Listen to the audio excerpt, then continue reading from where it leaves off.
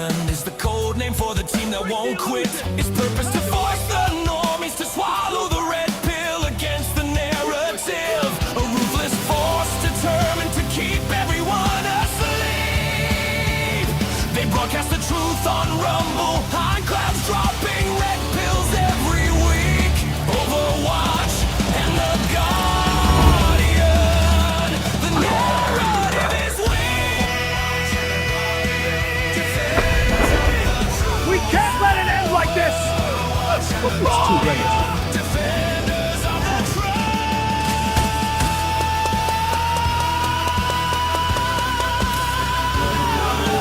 Overwatch and the Guardian.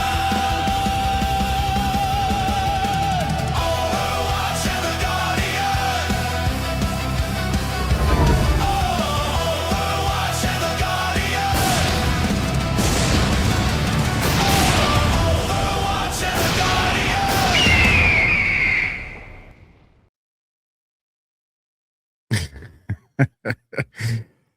Forgot someone there, bro. Hold on, let's switch sides because it just makes me You feel forgot awkward. me, man. That was so Forgot you, mean. Got you.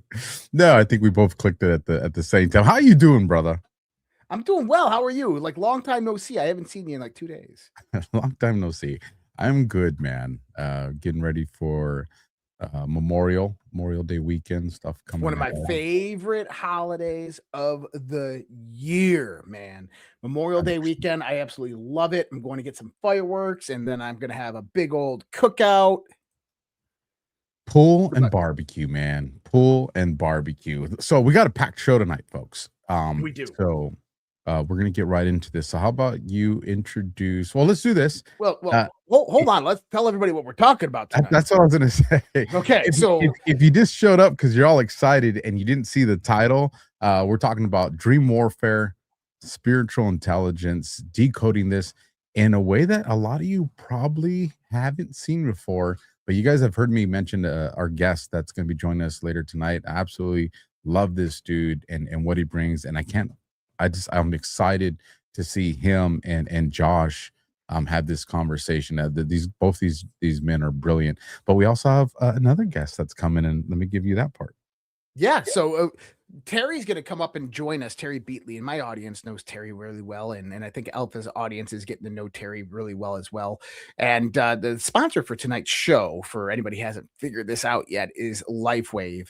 And Terry's going to come up, and she's actually going to talk about one of our audience members. Terry, what's up? And I thought I brought her up. Where is she? There she is. Okay, right there. And the thing about LifeWave is, we're talking about light technology and how this stuff all works. And the testimonials, I think, are really what bring it home. And I just love you to talk a little bit about some of the testimonials that you've had from our audiences over the last few weeks that we've been doing this. Yeah, it's really exciting. It goes back 8 weeks ago, or probably 9 weeks ago. And I was probably on your show or maybe this one, I can't remember. But somebody enrolled with a monthly shipment of X39, which is the phototherapy patch that re-emits your own body's light frequency. It's a special frequency back into your body. The patch looks like this. It's a little, there you go. Alpha's got it. And that's called a sleeve. That's a 1 month supply. It comes with 30 patches. And anyway, a man by the name of Marty, who I hope you'll have on your show pretty soon, because it's better coming directly from him. It's the power of the testimony. But this man had weighed 375 pounds. He's down, I think he said, to 355, if I'm not mistaken, already. And he reached out to me, and because he knew I was doing Saturday trainings for some of your people, both Alpha and you. And he was on the call one day, and he started to share his testimony. And then he got back in touch a couple weeks ago, and he's like, I got to give you the update. And I'm like, okay. Every Thursday night, I do a presentation at 8 p.m. It's like, can you be on my show? So to be able to, it's not a show, it's just a Zoom presentation. Anyway, so so he texted it to me. He said, before, it's called X39. That's what Alpha just held up.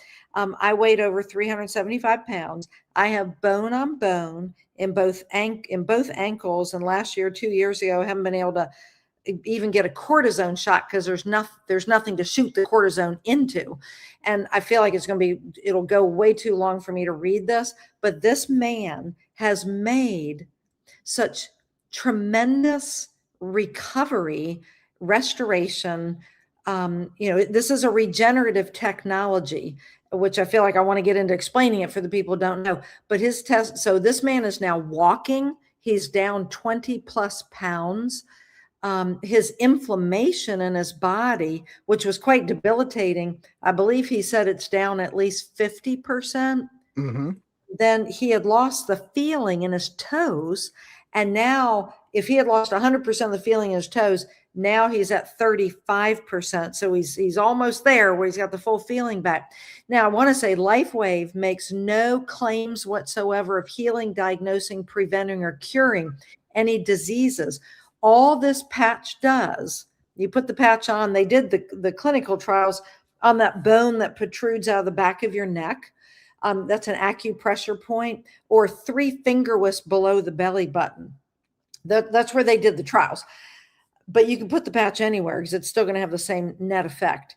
And what it does is it re-emits your own body's light back into your body. And it's designed to specifically elevate a certain peptide. And that's called the GHK copper peptide. And when that peptide gets elevated, it's a whole array of good benefits for the body. Now, the things that we can make legal claims for, we can't talk about diseases and all this, but the testimonies stand on their own. But increase energy, increase strength, increase stamina. Gosh, the list goes on. And it's all like basic things. Improve sleep. That was my husband's case. A decrease in inflammation. My husband used to, he used to get headaches 4 or 5 times a week, and he started patching with that little patch. And again, we can't make any medical claims, but in his case, the only thing he changed in his life was adding this 12 hours a day, patch in the back of his neck, and boom, within 6 weeks, it was pretty much gone. So this guy, Marty, has had this long list of, and now people at work, he works at and it doesn't really matter, but he's on an engineer. Yeah, he works at an engineering firm. But yeah, people at work are starting to ask questions to him about why he's so mobile and what is he doing differently. And so he's really excited about this. And congratulations, Marty. And I hope that everybody else out there in my audience and Alpha's audience who is using LifeWave X39, send us your testimonials. Let us know. Reach out to myself, Terry, or Alpha, and let us know how you guys are doing with it, because we love to hear these stories. Terry, I appreciate you come on. We got to get into the show. I want to go off one thing, Saturday morning training, because it's been a couple of weeks since I did that. Anybody who wants an in-depth and Q&A, Josh and Alpha will have the Zoom link, and sign up for it Saturday morning. And I got to be careful about the time. Wait a minute, my husband and I just made plans on something.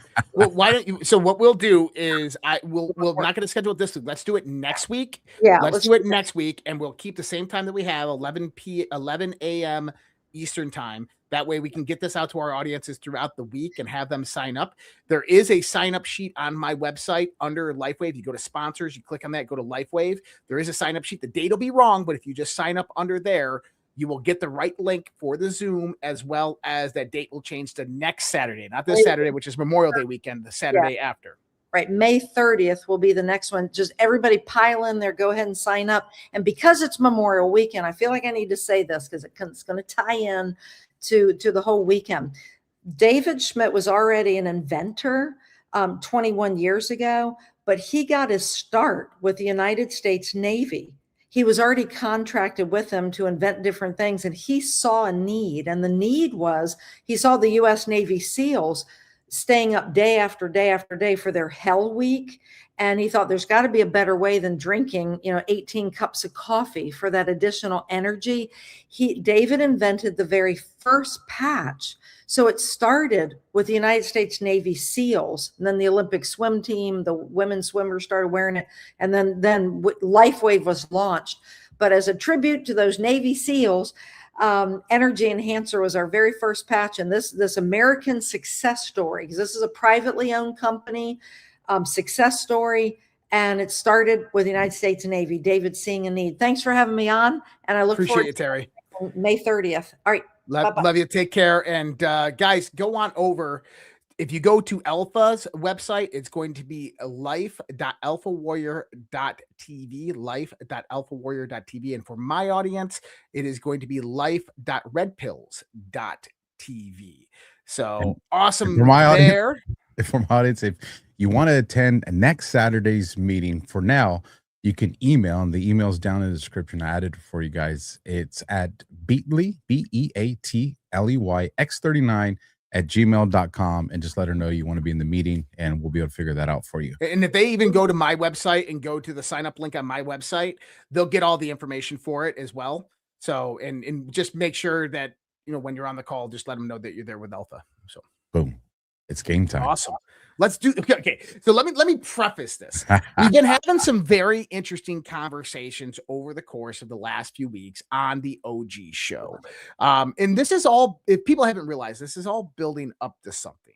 Last week we talked a lot about the OA, a television show on Netflix about near-death experiences and the other realms of existence. We've hinted a little bit at dreams, which we're going to get into tonight. People, I'm going to be sharing a live dream. I'm going to be sharing a live dream, you guys. We're going to talk. We've talked about aliens and interdimensionals. And one of the things that I've always said, and I want to stress this again, is whatever you call them, interdimensionals, extraterrestrials, ultra-terrestrials, ghosts, or demons, or angels, the one thing that you have to see is that this is all expressions of consciousness.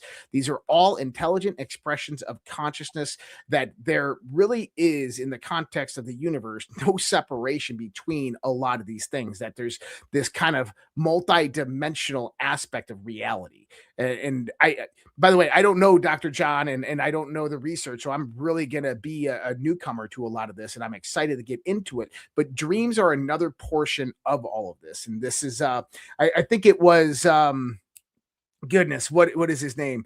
One of those 1960s philosophers that said that, every night when you go to sleep, you do one of the most mysterious things in the universe that nobody really understands and really can comprehend, but it still becomes one of the most mysterious things in the universe, and that you do it for half of your life. So I'm interested to have this conversation.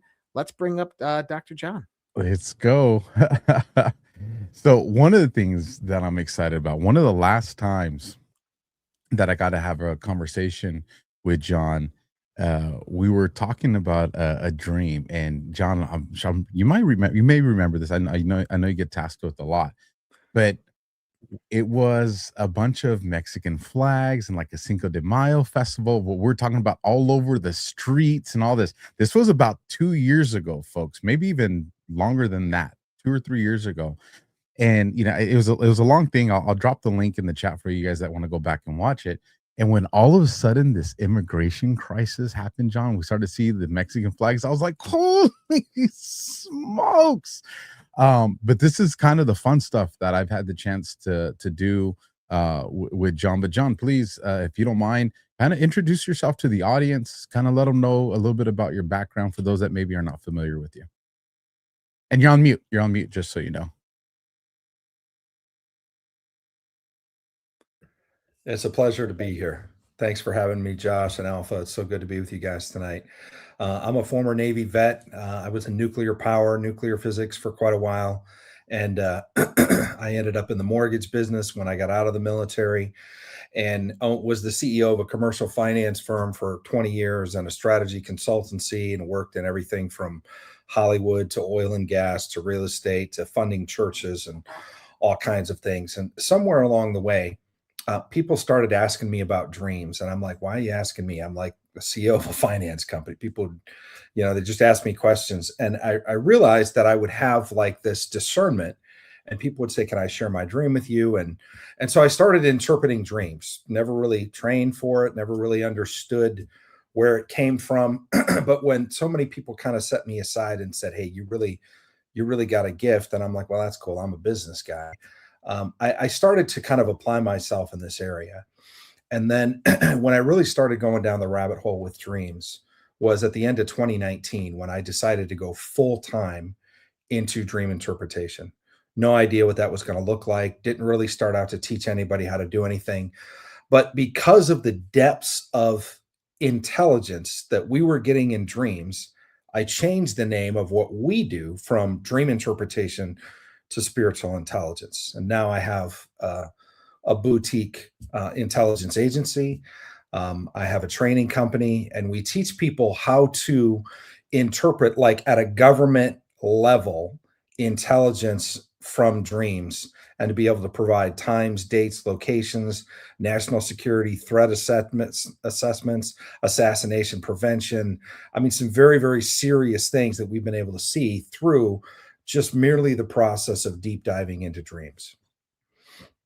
And this stuff has been awesome. So what I want to do to start this off is I had a very quick dream, and I told so John's told me, hey, when you have these dreams, man, like reach out to me. But I'm like, I don't want to bother him. I know he's got a lot. But this was one of those dreams where I instantly knew I got to get this in front of John now. Like I knew there was a level of importance to it. So I reached out to him and I said, hey, man, could we do this? And like you guys know, a few days ago, this happened. So here's the dream real quick. I'm somewhere in Southern Florida. And I know this with a pretty good level of confidence. And the weather, and you guys are going to hear me explain some details that I probably wouldn't normally explain to other people when you tell the dreams. But again, I'm familiar with the stuff that John needs in this dream, and he'll extract more out of me as it's needed. But I remember I'm wearing like a thin jacket, a windbreaker. So it tells me that this is kind of around, a time frame where it's going to be cooler in Southern Florida. And I'm going through I'm outside and I'm walking through the shops.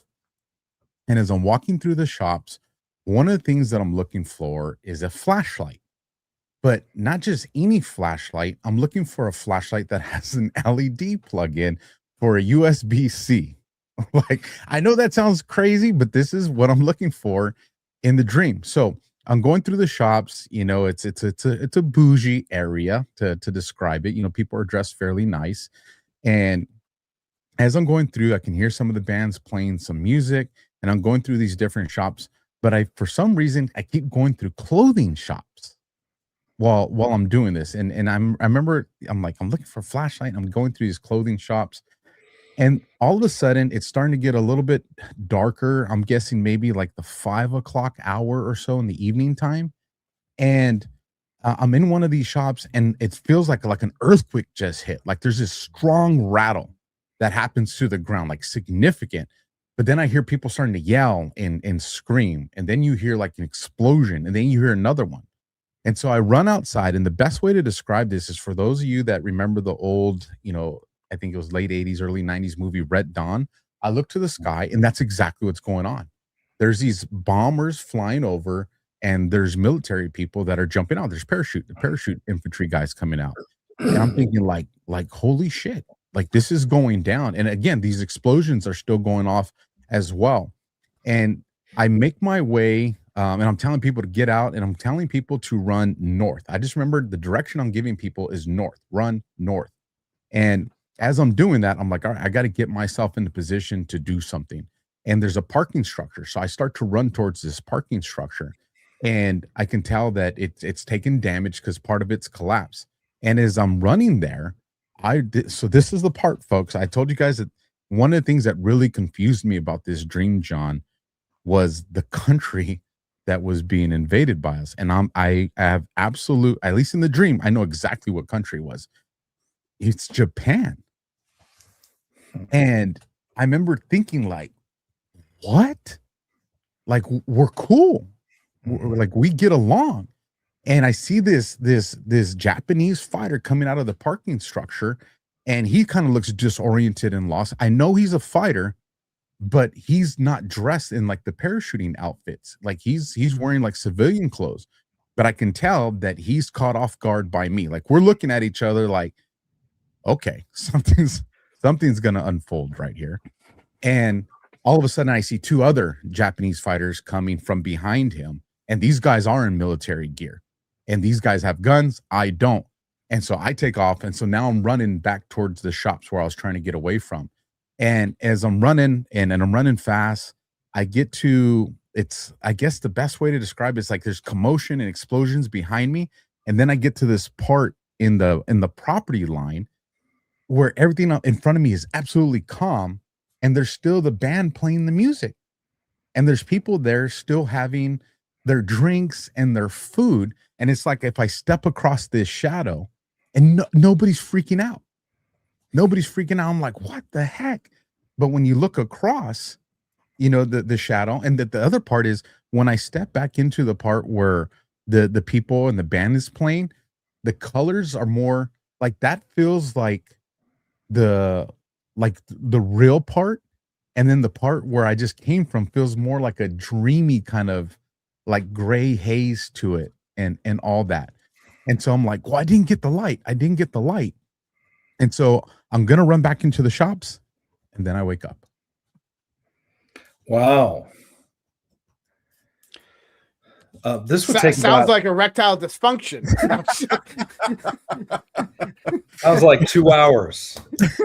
For us to fully unpack this, we'd need like an hour and a half. We can hit some highlights, but this is a really, really cool dream. This is a really, really cool dream. Now, I always let people know, I believe all dreams come from God. That's a big paradigm shift for a whole lot of people. I understand. I argued against that paradigm for 4 years. I studied it out scientifically. I'm a scientist, background in nuclear physics, got a doctorate in education. And so I went to the nth degree to prove this premise wrong, and I couldn't, both experientially and through studying ancient literature and everything else. And so when you know that, if you're coming at it from that point of view, then it's a very, very, very important message. If you believe it's actually a message from God. And so when you look into this and you go really deep down the rabbit hole, you begin to see things that other people may be like, it's just a piece of pizza or this or that, or man, what did you watch the night before you went to sleep or whatever, but with that premise, it allows us to both zoom in deep and then really look at a kind of a different plane of understanding than where most people come from. So I just wanted to say that just so the audience kind of knows. And what I let people know is like, look, this has really nothing to do with me. I just try to listen and try to hear what I get when I hear these dreams. And so what I did is kind of took some notes, and this is really cool. This is a super, super cool dream. And what's also really interesting is we collect dreams from people all over, literally all over the world. We have thousands and thousands of dreams we keep on an encrypted server. And so when somebody has a dream that, God forbid, the president's life is in danger, we put a search out there, and then we can pull 20 other dreams down, and then we can cross-reference and look for, once they've been interpreted, times, dates, locations, things of specificity. And so this is already pinging on some things that I know about that's happening in the world because we have other dreams that are related to this kind of material. So I got a few questions. I'm one of those people that needs structure and foundation. I always have to have an aspect of structure and foundation. Dreams are something that I've studied throughout my whole life. I consider myself a very, very active and experienced dreamer, very lucid dreamer. Mm-hmm. I can navigate, I call it transcending the state. I can navigate my mind fairly well. I can enter the sleep state through hypnagogia, consciously aware, and I can just navigate any type of, it's not even dream. It's really where I wanted to go. But for the audience out there, what I would like is for you to kind of give an understanding of the realm of dreams. What are we really dealing with? Are we dealing with a collective unconsciousness that is interconnected through some type of heavenly or godly or dimensional fabric? Are we talking about, because I know you're probably going to say that a lot of this is symbolic and archetypical, that a lot of these remnants within our mind, when we see pizza or we see a gun and the gun doesn't fire, right, that is symbolic of various different things that can go on within your body or around you or within your life, and context matters for all of this. And then there's expressive archetypes and how these all play into it. So can you give me a framework of how you understand the dream world and what it is? Sure, absolutely. What a great question, Josh.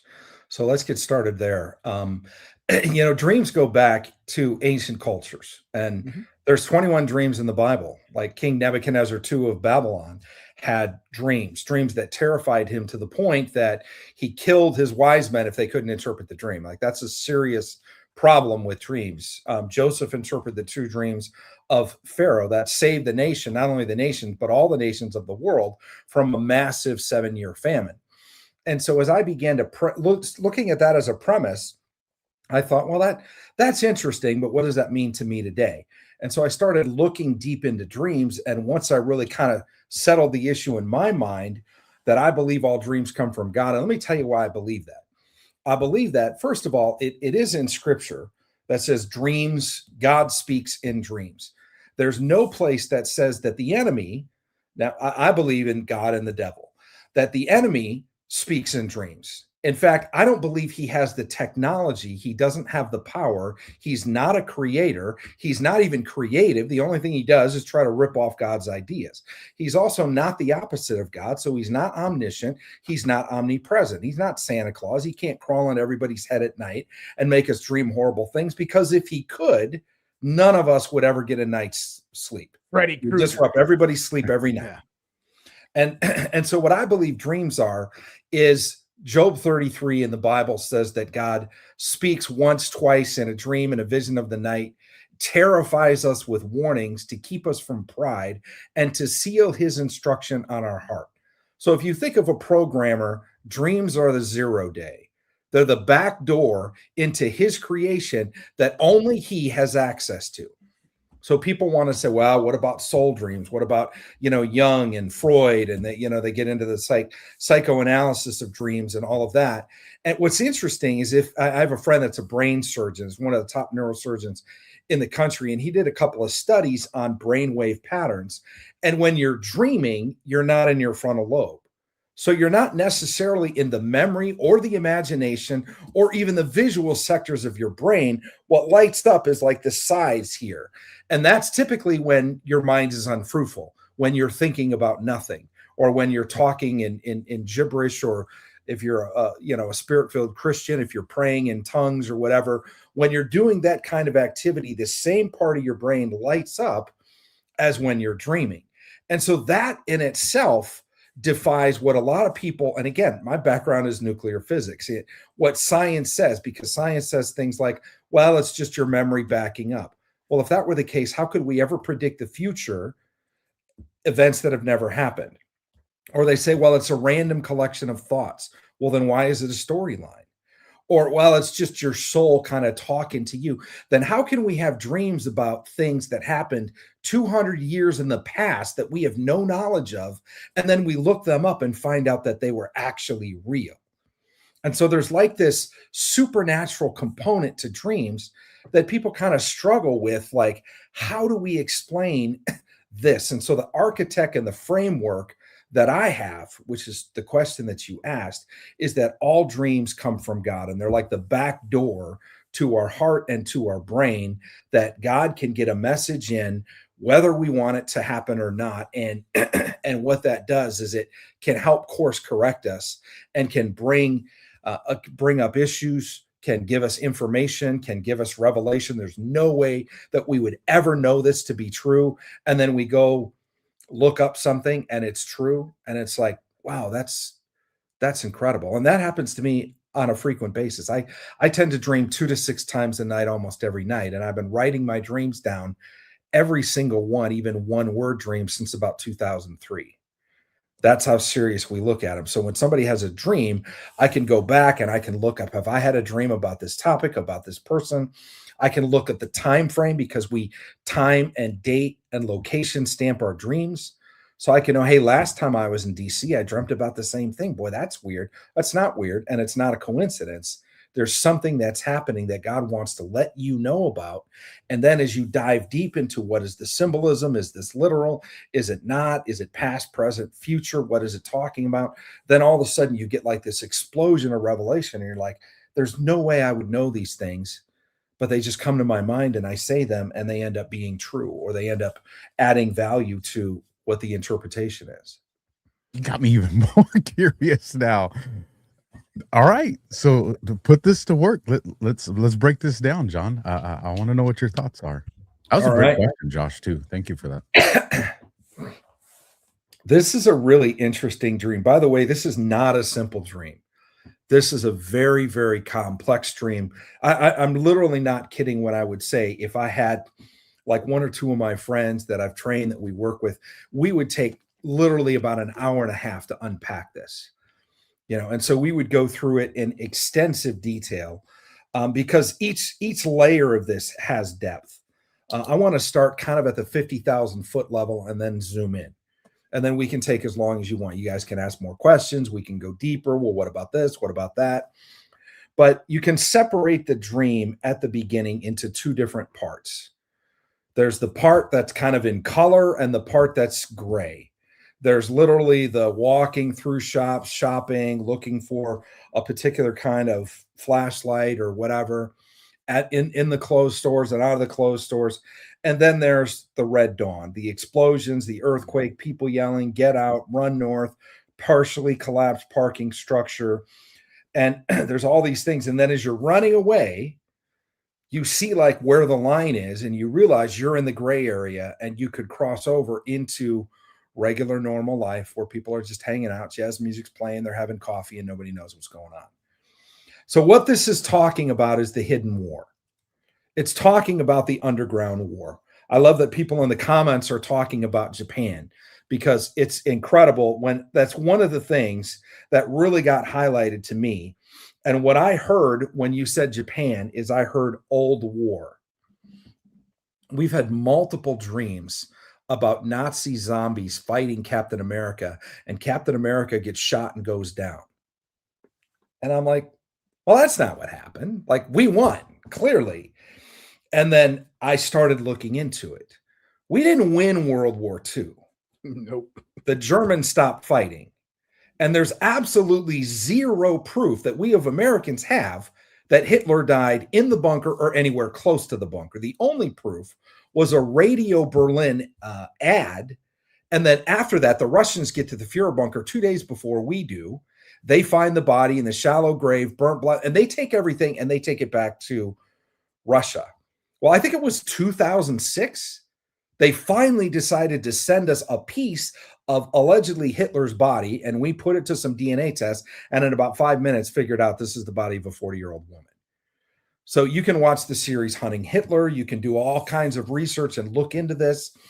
But because of dreams, God has taken me deep into the history of what happened to the Third Reich when they got out, where they went, how they followed the rat lines. And one of the things that's really fascinating is there was a secret meeting. There's two secret meetings that the Nazis had. The first one was in 1933. And in 33, Hitler had just gotten out of jail, and they got the industrialists together, and they were starting the National Socialist Party. And then after the defeat of Stalingrad, Martin Bormann got the upper echelon of the industrialists without probably the generals together. Hitler had no knowledge of this meeting. And they had a meeting. It's called the Red House meeting. You can look up the Red House meeting. It was a resort, I think, in Austria. And they had this meeting and they got the industrialists together. And this was the first major defeat of the war, right, on the Eastern Front. And Bormann wanted to create an exit plan in case they don't win. And so at that point in the spring of 44, they created like 850 shell companies, and they started moving money and intellectual property out of Europe. And they moved them to places like America, Siemens, Volkswagen. You know, interesting to find out if you research Operation Paperclip, which I did because we were having dreams about this stuff, you realize that the Americans brought over, 1,700 different scientific specialists. Well, two of the people we brought over was the Surgeon General of the Third Reich and the Assistant Surgeon General. They called one the sword and one the shield. One would make bioweapons, one would make vaccines.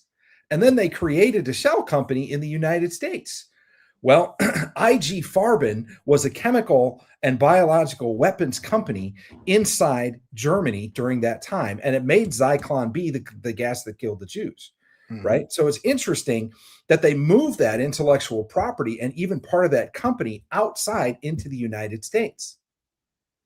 You know what an offshoot of IG Farben in America is today?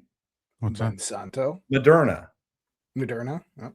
Now, again, these guys made bioweapons and they made vaccines.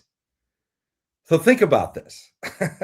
That's just one small example of the fact that they decided Germany isn't going to win. We're going to go underground. We're going to hide inside some of the superpowers. We're going to go to Argentina, Buenos Aires, all these different locations. And what we're going to do is we're going to live to fight another day. But we didn't eradicate the Third Reich, and especially like the senior leadership of the Third Reich. So what's really interesting is everything I just said was about the Nazis. You didn't dream about Nazis. You dreamt about Japanese. Well, what did Japan do? They invaded Pearl Harbor. Well, Pearl Harbor is a whole lot closer to Japan than Florida is. So what's happening in Florida? Well, what is happening is the underground war. We would know it as the fight against the globalists, the fight against the deep state. It's not like we're literally going to see people jumping out of planes invading, a shopping mall in Florida, Lord willing. I don't believe that's going to happen. I doubt very much that would ever happen, but people have infiltrated this country in every capacity, especially through immigration, legal and illegal. They've gotten, Chinese spies at Harvard. They got all of these different things that we've seen proven over and over and over again. It was interesting probably 6 months before the 2020 election, the Senate Intelligence Committee came out and said, there are 3 countries that are trying to influence our election in 2020. This was 6 months before the election. It was in the summer of 2020. And those countries are China, Russia, and Iran.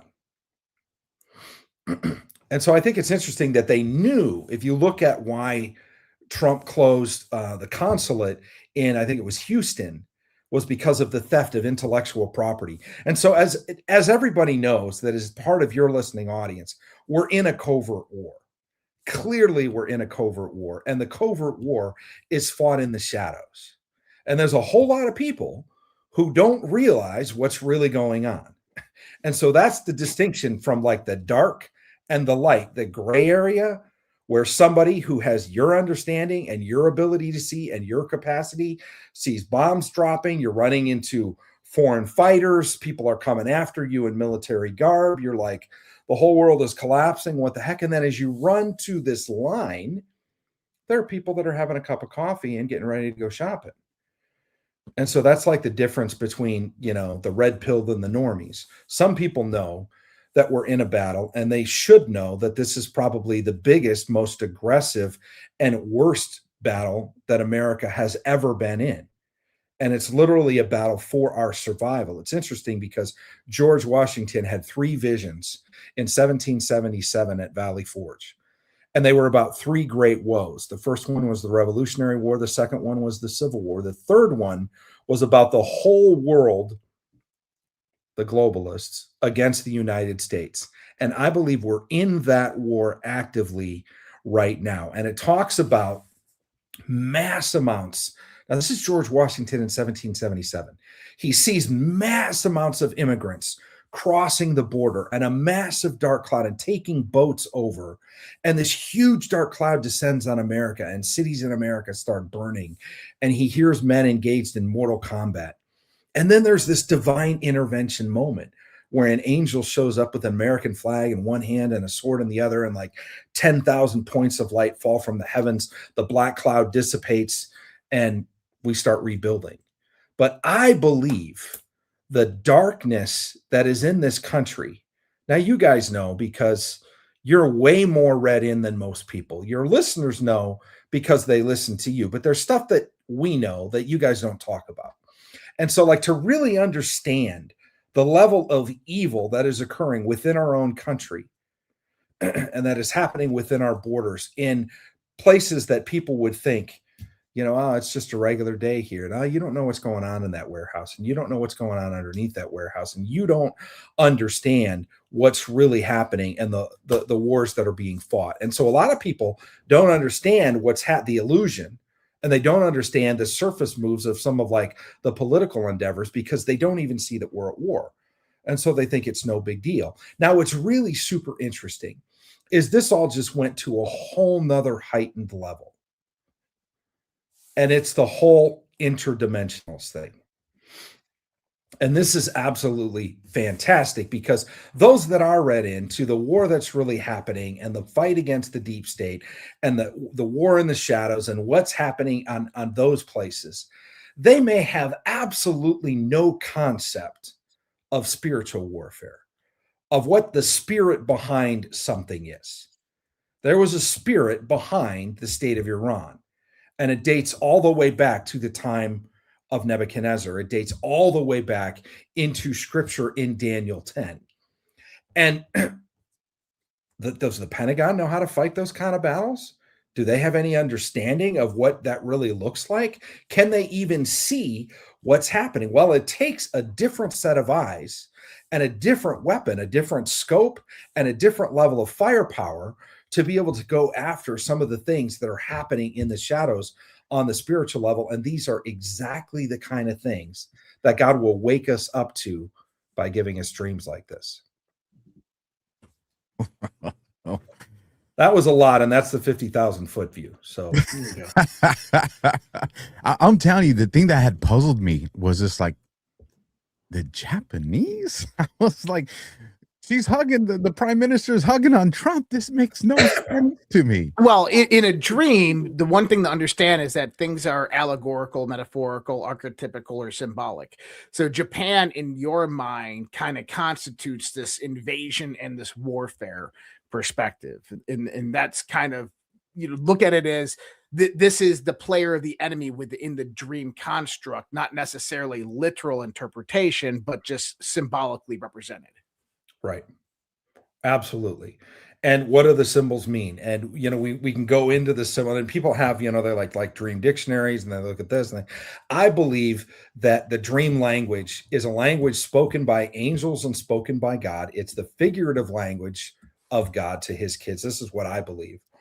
And I believe that it's double encrypted, which means you can't say that a piece of pizza always means this. It means that in that dream, but it may not mean it in another dream, which makes it 10 times harder to try to interpret. Because if you always think a dog means man's best friend, well, what about the girl that had her face half ripped off by a dog when she was 5? That's not her best friend. If she has a dream, that's not what she's seeing at all. And so we got to realize that there's symbolic drift, and you can't institutionalize a language that's dynamic. And the language can literally change in every single telling. You can have a car mean a vehicle to destiny. A car for somebody else could mean a ministry. A car for somebody else could mean what drives you, what moves you forward. And so what do you write down all 5 of those things? And then you pick, well, how do you know which one it is in any given case? And so that's the paradigm that we have. And so that's why we have to just kind of get still and listen. And what I'm listening for is the Holy Spirit. That's what I do. I just listen to the Holy Spirit. Some people, they don't have that understanding, but they understand that if they just get quiet and they shut their mind down and they just sit there for a minute, all of a sudden something will pop into their head and they're like, I would never think this, but I think it. And then we go check it out and be like, well, let's see if this plays out. And then all of a sudden we see things in the realm of nations shifting. I had a dream 24 hours before Iran bombed the CENTCOM base in Qatar.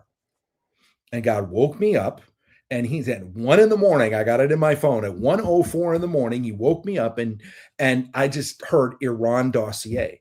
Actually, I heard Iran dream.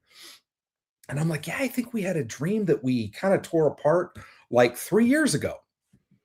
And so I woke up and I looked that dream up. Well, it wasn't a dream. It was a 113-page dossier that we wrote on the country of Iran and the politics in the Middle East, all 100% based on dreams as the premise and then research after. It was 113 pages long. So you're talking about a deep dive. Part of the conclusion was this: during a time, and this was 3 years prior. This was 3 years prior to Midnight Hammer, which happened last summer. So 24 hours before something happens, I get woken up and I look at this dream and it says, during a time of nuclear saber rattling, Iran will be at odds with the state of Israel. America will get involved and Iran will bomb the CENTCOM base, but it'll be like a glancing blow off the shoulder. It'll be of no effect. I woke up, I wrote it down within 24 hours. That actually happened in real life, that the state of Iran bombed CENTCOM base. It's the largest air base outside the United States. And again, that dream was 3 years old. And so explain that. How would I, there's no possible way I would have woken up the night before and known that that was real. And that was, I actually forgot about that. I thought it was one dream about Iran. And then I looked it up and we got a 113 page dossier. Probably went a little overboard on that. And I haven't read this in 3 years. And then I start looking at the high points and I'm like, wait a minute, somebody's going to bomb CENTCOM? You got to be out of your mind. Like, what are you smoking? There's no way anybody's going to bomb the largest air base that the U.S. has in the Middle East. That's just a dumb idea. Nobody's that ballsy. It's not going to happen. And so that's why we looked at it 3 years ago and we thought, well, we believe that this is what this is saying. And by the way, there isn't warfare and planes and bombing in the dream. It's two guys in a suit walking up to Trump at a massive hangar, and he's having a press conference.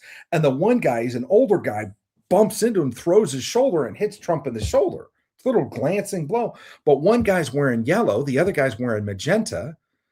My background is nuclear power. That's what they make nuke safety signs out of, is yellow and magenta. It's clearly a nuclear event that's happening. I'm like, this isn't about somebody elbowing Trump as he's having a press conference. This is about a nuclear warfare problem. And that as we dug deeper into it, we said, this is Iran. This is Iran wanting nuclear weapons. This is Israel stepping up with the United States and saying, not only no, but hell no, this isn't going to happen. And then we don't know what happens, but Iran is actually going to attack us. And again, it just sounds absolutely fanatical to even say that until you have that dream. And 24 hours later, it's all over the news and everybody knows. And everybody's like, oh yeah, it happened. But one missile got through. They threw 12 missiles. We shot 11 down. One got through. It didn't hit anything. It didn't kill anybody. It was like a glancing blow off the shoulder. Why do you think the specifics on the flashlight that I was looking for, that like out of all the things to be so detailed? Yeah. It was. So describe the flashlight to me again. So it was black. The flashlight I'm looking for is black rubber. It has like orange anodized metal on the end cap, orange anodized metal separating like the long part, the handle part, and the head. And then on the head, it has that same like orangish anodized metal there. So there's the 3 parts that have the orange anodized. And then on the where you push the little button to turn it on, there's a little USB plug. Because I remember I was like, it has to be this USB-C charger. And like I that's the flashlight that I was looking for. I never found it, but that's the flashlight that I was looking for. It reminds me, and correct me if I'm wrong, of like a tactical flashlight. Yeah, like something like that. Like a small tactical flashlight that they sell, and maybe, it's super bright, and you can 9 inches, 10 inches. Yeah. That's what she said. I think I got one over here in my bag. That's really interesting. Well, what's interesting is the place that you were in, you describe when you leave as being gray. And so wanting to shed more light and having a rechargeable way of shedding more light is you, and we've talked about this before because we've seen this in dreams, you're called to bring light to the darkness. And so when you go into a place that's gray, that other people can't see, that's a whole other world that nobody else understands. And again, you don't even realize that until you're running back into, and then you see the property line and they're completely oblivious to the fact that we just had like 2 explosions here. And we got a parking garage that's half down, and we got 3 Japanese fighters, 2 in military uniform, and they're shooting at me, and I'm running and saying, get out, go north. and they're sitting there having coffee, listening to jazz. And so part of it is you want to wake people up. But you know what I also see is you ever get your head hit and you get a concussion and you go see a doctor, what do? They take a flashlight and they shine it in your eyes. Look right into your eyes and look away, and look into your eyes and look away. And they're checking to see dilation. What happens when you dilate? Your eyes adjust to the darkness versus adjusting to the light. And so you're looking for a way not only to be able to shine light in darkness, but to be able to wake people up so they can see what's happening both in the light and in the dark. And so what you were looking for was a tool that's part of the purpose and the destiny that you have in a very big figurative sense. Obviously, your tool isn't a flashlight, it's a microphone. But you're waking more people up with this microphone, and you're keeping the light in their eyes to make sure that they can adjust. So when they see something, you're like, no, that's not what you guys saw. That's the cover story. It's a psyop. Here's what's really happening. You're shining the light in their eyes again. Jump in here, Josh. No, go. No, I'm loving it. Yeah, and I would say that, you know, the idea there is you're looking how to navigate the darkness as well.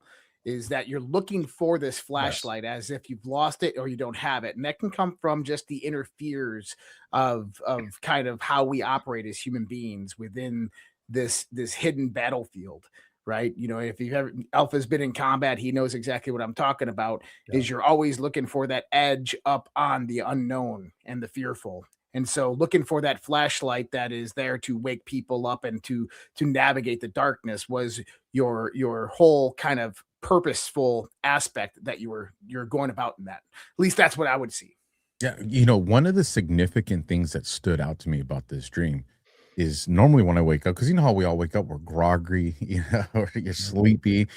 And I always apologize because I usually, what I normally do is I run to the soundboard and I record it because I don't want to lose any of that immediate information. I want to get John, like, this is the most accurate as I remember it. And he can tell when he listens to it, going like, just woke up, man, I'm sorry. And I sent it to him.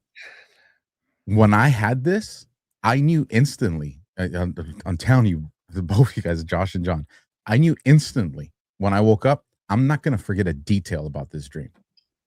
I knew it. I just knew I was not going to forget anything about this dream.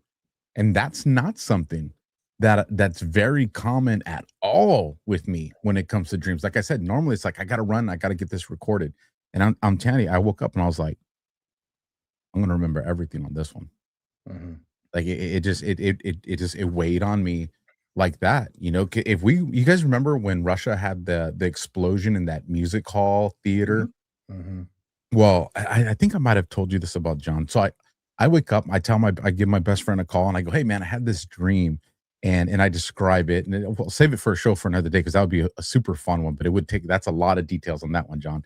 But I remember it had this big, like, pelican size case that's a square, and it's about 3 to 4 feet tall on the ground and probably about 3 feet wide or so.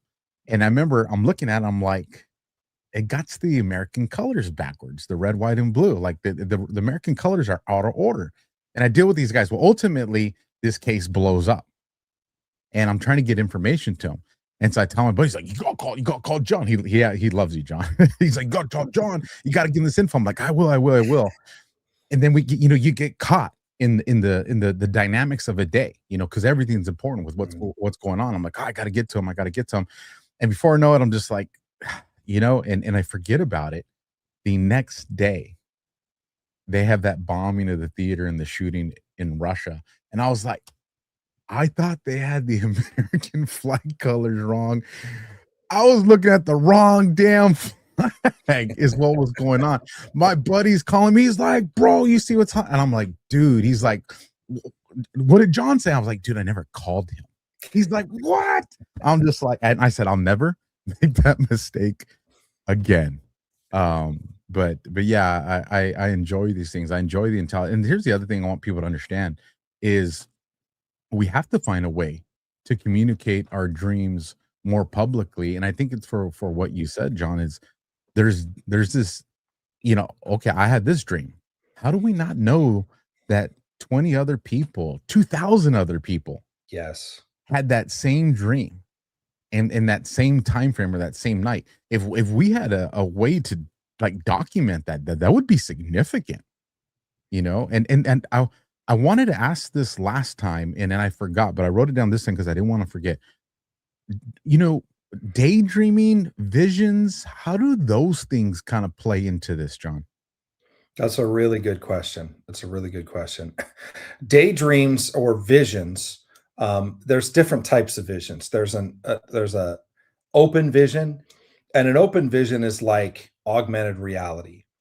Like you're driving down the road and all of a sudden with your eyes wide open, you see the road in front of you split in half, and you see this happened to a friend of mine, and you're looking into heaven and he sees his daughter that was brutally murdered and had passed away singing in a choir in heaven. His eyes are wide open. This is what he sees looking out the windshield of his car. That's an open vision. Freaks a lot of people out when they see that. Some people that are seers actually see interdimensionals that way, or at least a facet of interdimensionals, namely angels and demons, where they see things and they can see certain, like, don't go over there, there's a big green monster. You know, you talk to kids and they see some of these things and you can see how they respond. And you're like, what's wrong, honey? Don't go over there, daddy. There's a big green monster over there in the corner. And okay. And there's people that were raised that way where, you know, they have this gift of sight. And the whole time that they're growing up, they just thought everybody else had it.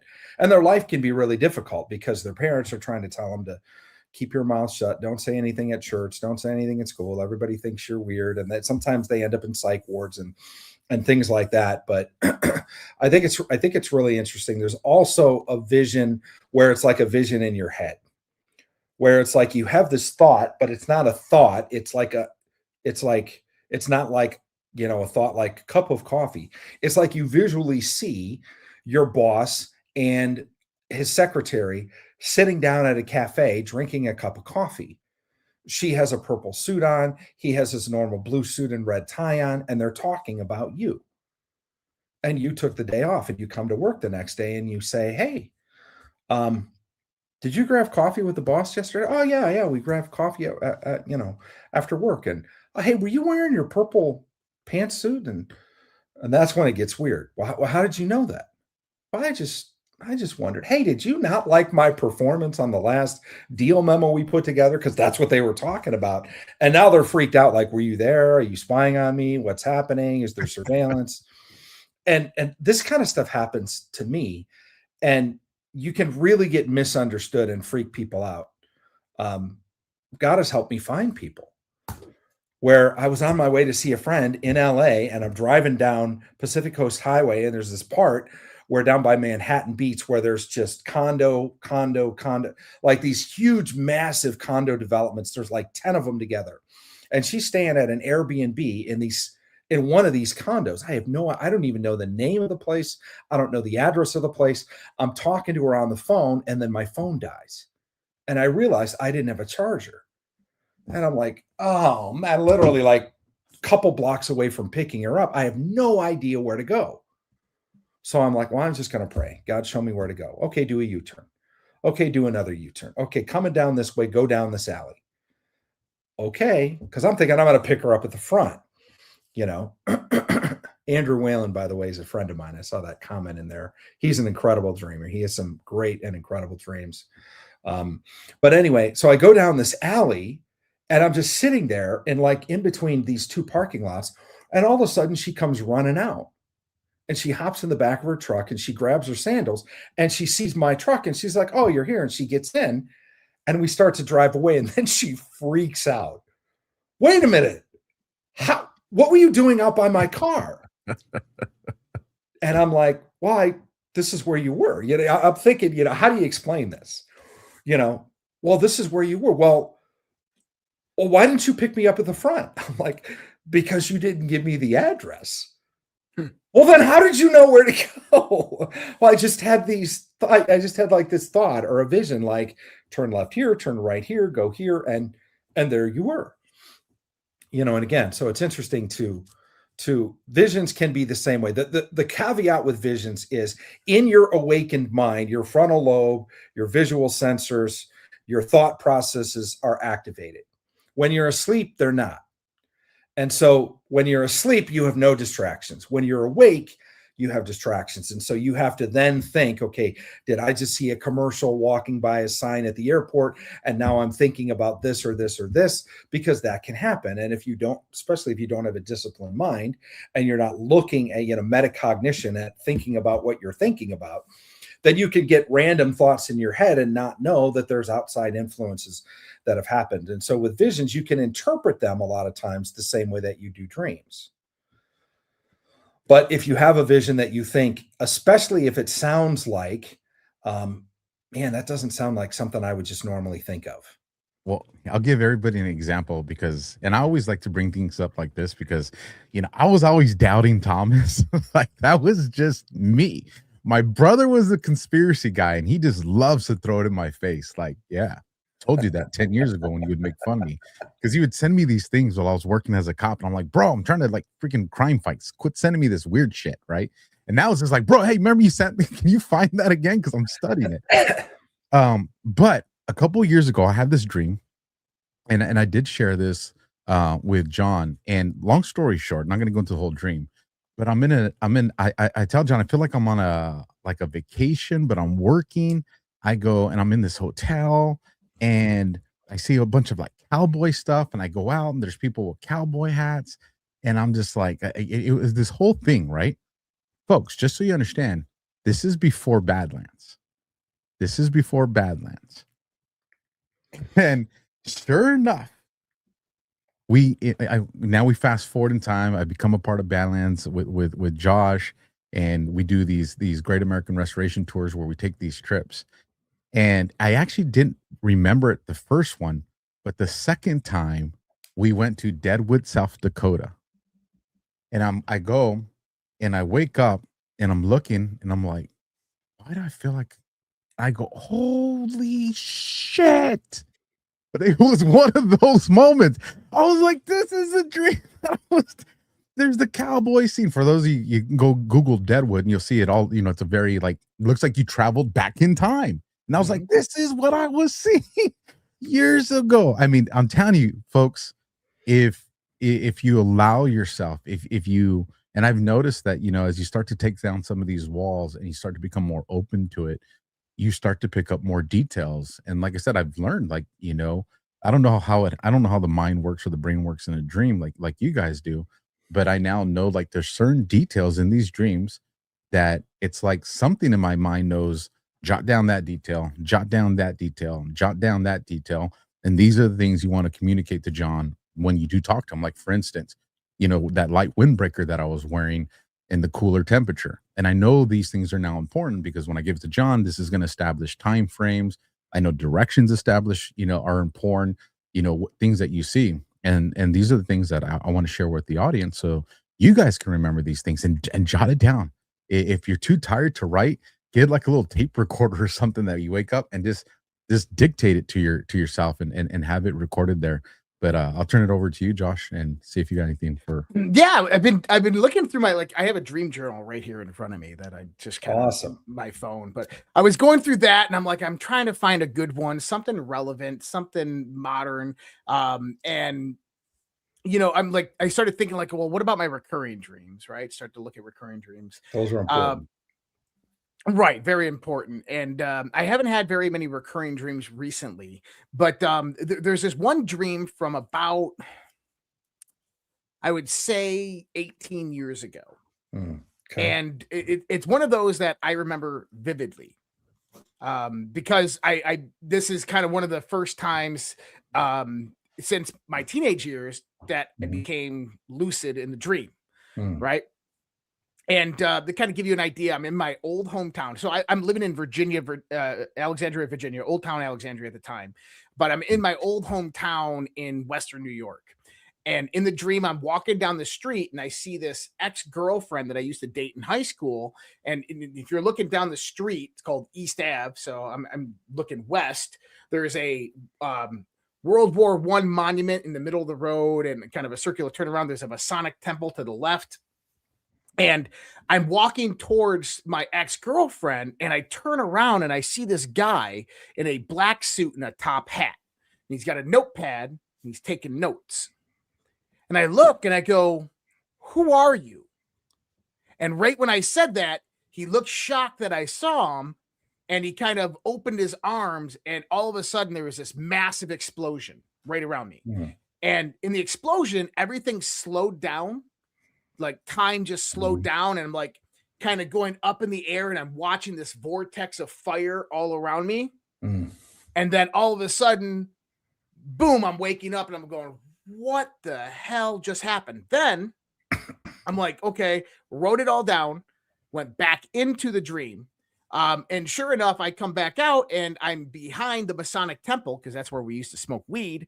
And I'm sitting back there and I got weed in my hand, but I'm in the military in real life. And I'm like, why do I have this? I don't need this. And it's like the voice in my head was going, go inside the bank, because there's a bank right next to the Masonic temple.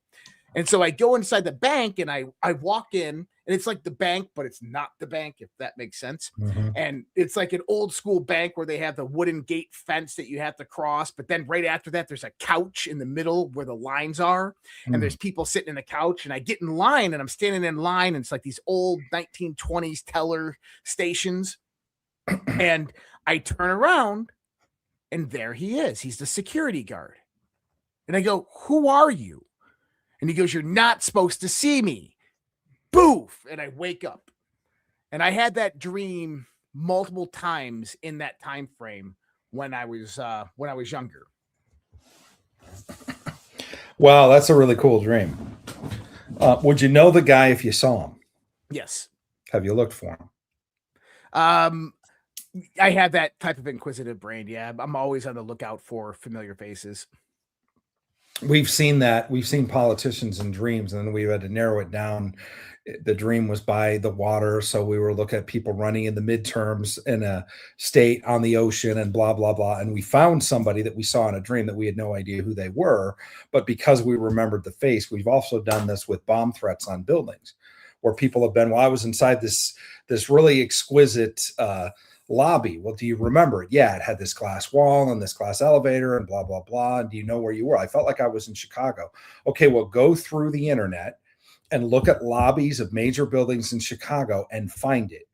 And like 3 hours later, the guy's like, oh my gosh, it's Trump Tower in Chicago. And we knew that there was a threat against that building because we dig into it. Again, we treat this like it's a communication from some illicit source, like intelligence. And so we go to the nth degree to figure out times, dates, locations, because you can, it's interesting that you lived in Alexandria, Virginia, which was where I was this last week. But in the dream, you were where you grew up in Western New York. Right. And so you see your ex, you're walking down the street, Eastern Avenue, World War I monument, Masonic temple. And why did you turn around? You said you turn around. I had a feeling I was being watched. Okay. So I'm walking. I had this feeling like, you know how you got eyes. You're like, oh my goodness. And I turn around and it's like this old, like it felt like the 1920s, like a guy in a tuxedo type of suit walking down the street with a top hat, but he was completely out of place. And he's taking notes like this and he's watching me. And right when I saw him, he's like that. And just boom, everything blew up around me. Did he look like Abraham Lincoln with his top hat? He did. He looked not like as tall, no beard or anything like that. But he had glasses on, circular glasses on. He had a top hat, not as high as Lincoln's. But yeah, all black, right? All dressed in black. Yep. Literally a man in black. Yep. Yeah. And then he was a security guard in the bank. I recognized it because of the glasses, same facial structure. And he knocked me out of my dream, which was kind of interesting. Twice knocked me out of my dream. Yeah. That's really, really cool. It's also really cool, by the way, and this happens to, for the uninitiated, this happens to some people, which is fun when it does, is you get to go back into a dream and pick up, you were in basically the same location. You're just now behind the Masonic temple. I do it all the time. Yeah. I go back to the same dreams pretty periodically. Yeah. That's a special gift. Not a lot of people do that, but Some do. And it's quite, I know people that'll dream like over 3 days, they'll have a continuation dream for like 3 days in a row. And and the intel that you get out of some of that stuff is really cool. So what's interesting is obviously, again, from a 50,000 foot view, someone's watching you. And someone's watching you on the street in Western New York, and someone's watching you as you go into the bank. That's not a bank in Western New York. So I think it's interesting. My question, like you said, you're inquisitive too, and you asked the question, is who or what is watching you, and why do they not want to be seen? So typically, I've never heard a story of an angel that didn't want to be seen. I just haven't. You can look all through scripture and they, they'll here's I bring you good tidings of great joy, at Christmas or whatever, they'll show up and people usually freak out and they fall on their face and, stop it. It's okay, or do not be afraid or things like that. But something that doesn't want to be seen is typically something nefarious. Also, because it's dark, it's all dressed in black, including a black hat. I think that's also interesting. The idea that it's following you also sounds somewhat nefarious, especially when you're approaching an ex, which is something from your past. You're in a place of your past, approaching someone from your past, and it's behind you, which is like a double entendre for past. You're in your past town looking ahead at your past ex, and behind you is somebody, which, again, the allegory represents something. And so there's 3 symbols about being in the past. And then there's 2 more. There's the World War I monument, and then there's the Masonic temple. And if you understand the roots of them, I'm not even going to go down that rabbit hole, but, old wars and secret societies. So again, what sounds like just a basic dream, you just describe, I'm going down Eastern Avenue and there's my ex-girlfriend and there's Masonic and there's the World War I monument. Now, all of that is significant. So you're looking at the First World War, the monument, the memory of the First World War. You see an X from your past. You're in a place of your past. You're aware that the secret society thing is here in the picture somewhere. And then all of a sudden you feel very strongly that you're being watched and you want to know who the heck is this and what's going on.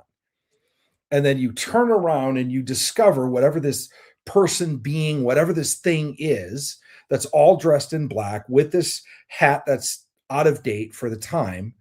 And then you turn around and then it's like, you're not supposed to see me. And it literally blows up like the whole scene. And that's what kicks you out of the dream, right? And so the next scene, it's almost like you spawn in a video game. You're back in the same general location, but now you're behind the Masonic temple. Now, did somebody tell you to go into the bank? How did you get into the bank? Kind of like that intuitive voice in your head. Okay. Just go into the bank. So Yep, you it walk said- into said the you bank, should- it's not a bank. Go into the bank. Go Yeah. into the bank. It was Go into the very bank. direct, very, very precise. Go into the bank. Yeah. Were you in danger? Was anything happening? Did you? Nope. Well, I went back into the dream wanting to figure out what the hell the Yeah. dream was all Who's about. the dude? Why Right, did he who- blow who up? What's is going on? Yeah. That's awesome. It's interesting because in the Bible, there's a prophet that talked about how there would be a voice behind you saying, "This is the way, walk in it." Mhm. That's a quote from Isaiah in the Bible. And that's what happens to you in the dream is go here. This is the That way. happens in my daily life almost every day. Does it? Yeah. Yeah, that's really cool. And then you see this guy is now a security guard. He's obviously not dressed in black anymore, not wearing a top hat, right? He's in security guard Yes, clothes. but so if you can imagine like a bank from the 1920s and you walk in and you have the security guards from like the 1920s in the bank with the 6-bullet revolver. He's out of place in the bank, which is everybody around me is 2008 attire and dress, Mhm. and he's out of place, and that's one of the ways I recognize him. So it's interesting that you said 2008 and you said 1920s. Yeah. So that's 88 years from 1920 to 2008. And so 8 is a symbol of new beginnings. It's also a symbol of eternity. It's just interesting. You could have said the 1910s, the turn of the century. You could have said anything. You could have said 2009. You didn't. You said, and that's not by accident. You said 1920s. And when did the 1920s start? In 1920 to 2008. That's 88 years. So I think it's fascinating.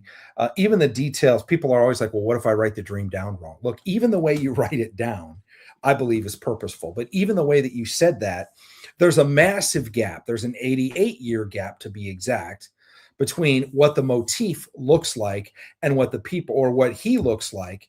Did you say the motif looked like 1920s, or he does? So the bank did as well. Like it was like Okay. walking into an old school bank, but everybody in it was modern day except for him.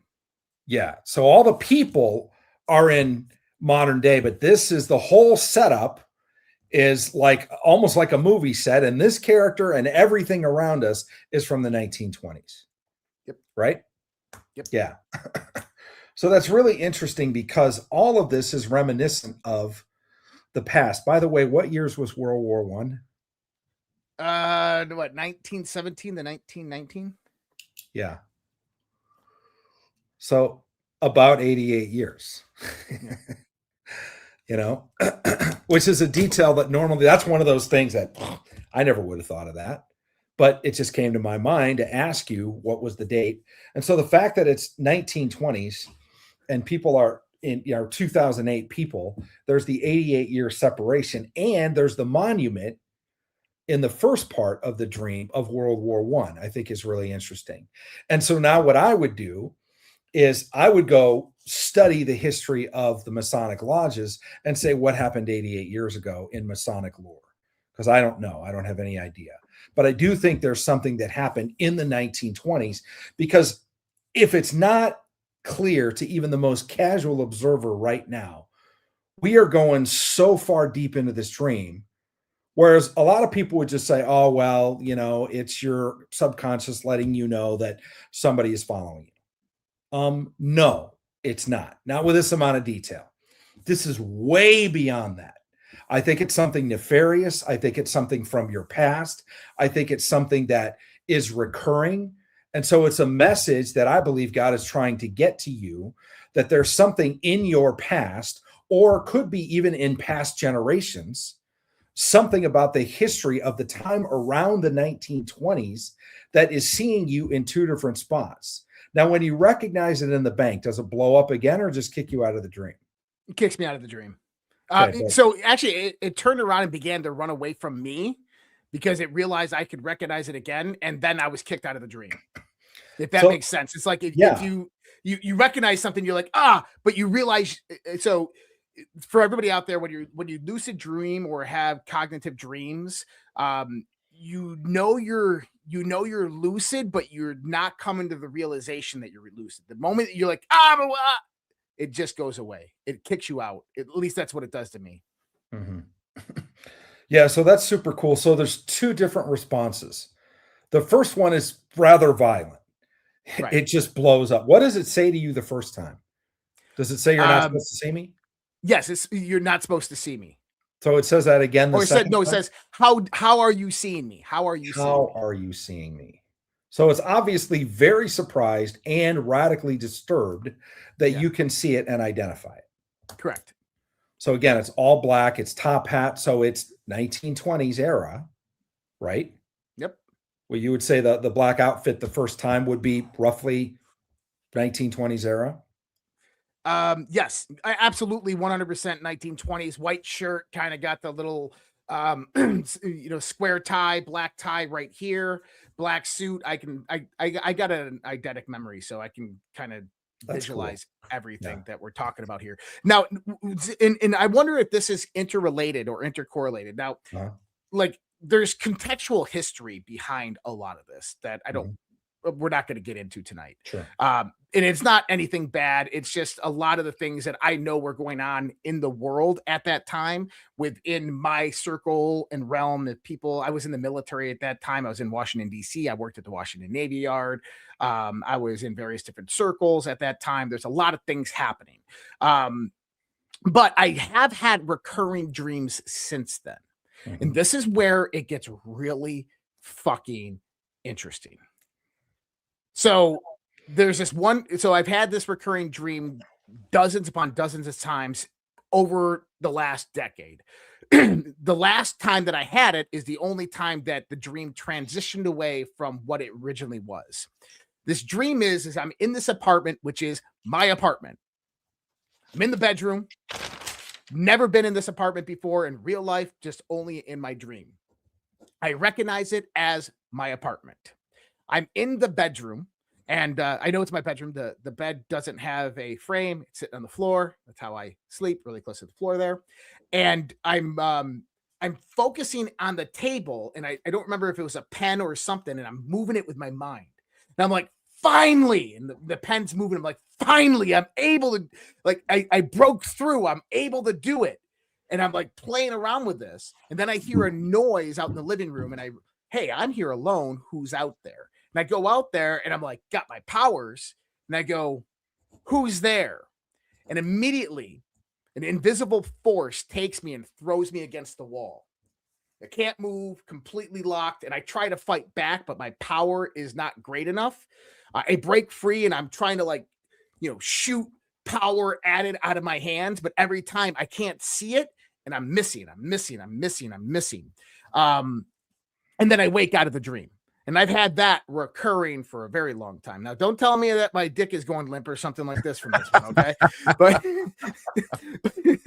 but then about 3 months ago, I had the same dream again, but instead I start the dream not in the bedroom, I'm in the living room. And now it's like with I call it cognitive dreaming, is that I'm very aware in my dream. And so I'm in the dream. I'm like, oh, this is the living room from that dream. And I'm like, I wonder. And sure enough, I'm moving shit. I'm like, oh, yeah. And I'm like, where is that thing? I'm ready for it this time. And next thing I know, I go to sit down, and on an end table, like as a chair, and it starts to fold up over me. Like it just transforms and begins folding up over me. And I'm sitting there going, what the hell is going? Oh shit, this is it. And it starts to encapsulate me in and crush me from the outside. And I break through and I wake up. Wow. So I don't know if those dreams are related. Yes, they are. But the long and the short of it is, and I'm happy to explain every part of this, is you're starting to deal with something that you shouldn't be messing with. There are things that seem like harmless, like a Ouija board that people are like, oh, it's just a game. It's no big deal and blah, blah, blah. And what you're doing is you're opening yourself up to something that could be more powerful and could be demonically attacked or activated that could then end up harming you in some way. And so like the whole idea of telekinesis, it's fun because probably everybody has that experience of staring at a pen on the table, move, and trying to get it to move and see, but wanting to do some of that. There's a certain line that crosses into witchcraft. And then what's interesting is then you hear something on the outside, something in the living room. Now the bedroom is the place of rest. Mm-hmm. The bedroom is also obviously the place that you dream. So it's interesting because I think this is talking about the fact that in your dream, you can do things, you can move things, you have power, you can do these different things. But when you go into the realm of the living, as an awakened life, the living room, there's something that if you try to mess with stuff out here, it is going to slam you up again. Like you're going to get checked hard. That was my interpretation. Yeah. And then it's interesting that you go back into this dream later and you're in the living room. And this time you're like, okay, I'm on guard. Where is this thing? I'm ready for it. I'm going to be able to do my powers. And your power that you had in the bedroom wasn't strong enough to translate into taking out what I believe is a demonic force in real life. And that's why we call that, if people are ever waking up or in between the sleep and wake state and they can't move or they feel like something on their chest or on their throat, we call that a spirit of paralysis. Mhm. And it's a very real thing, and it freaks the heck out of people. And a lot of times people are just trying to yell, or some people just try to like say the name of Jesus or something like that. And yes, there is, and there can very much be a demonic presence in your atmosphere.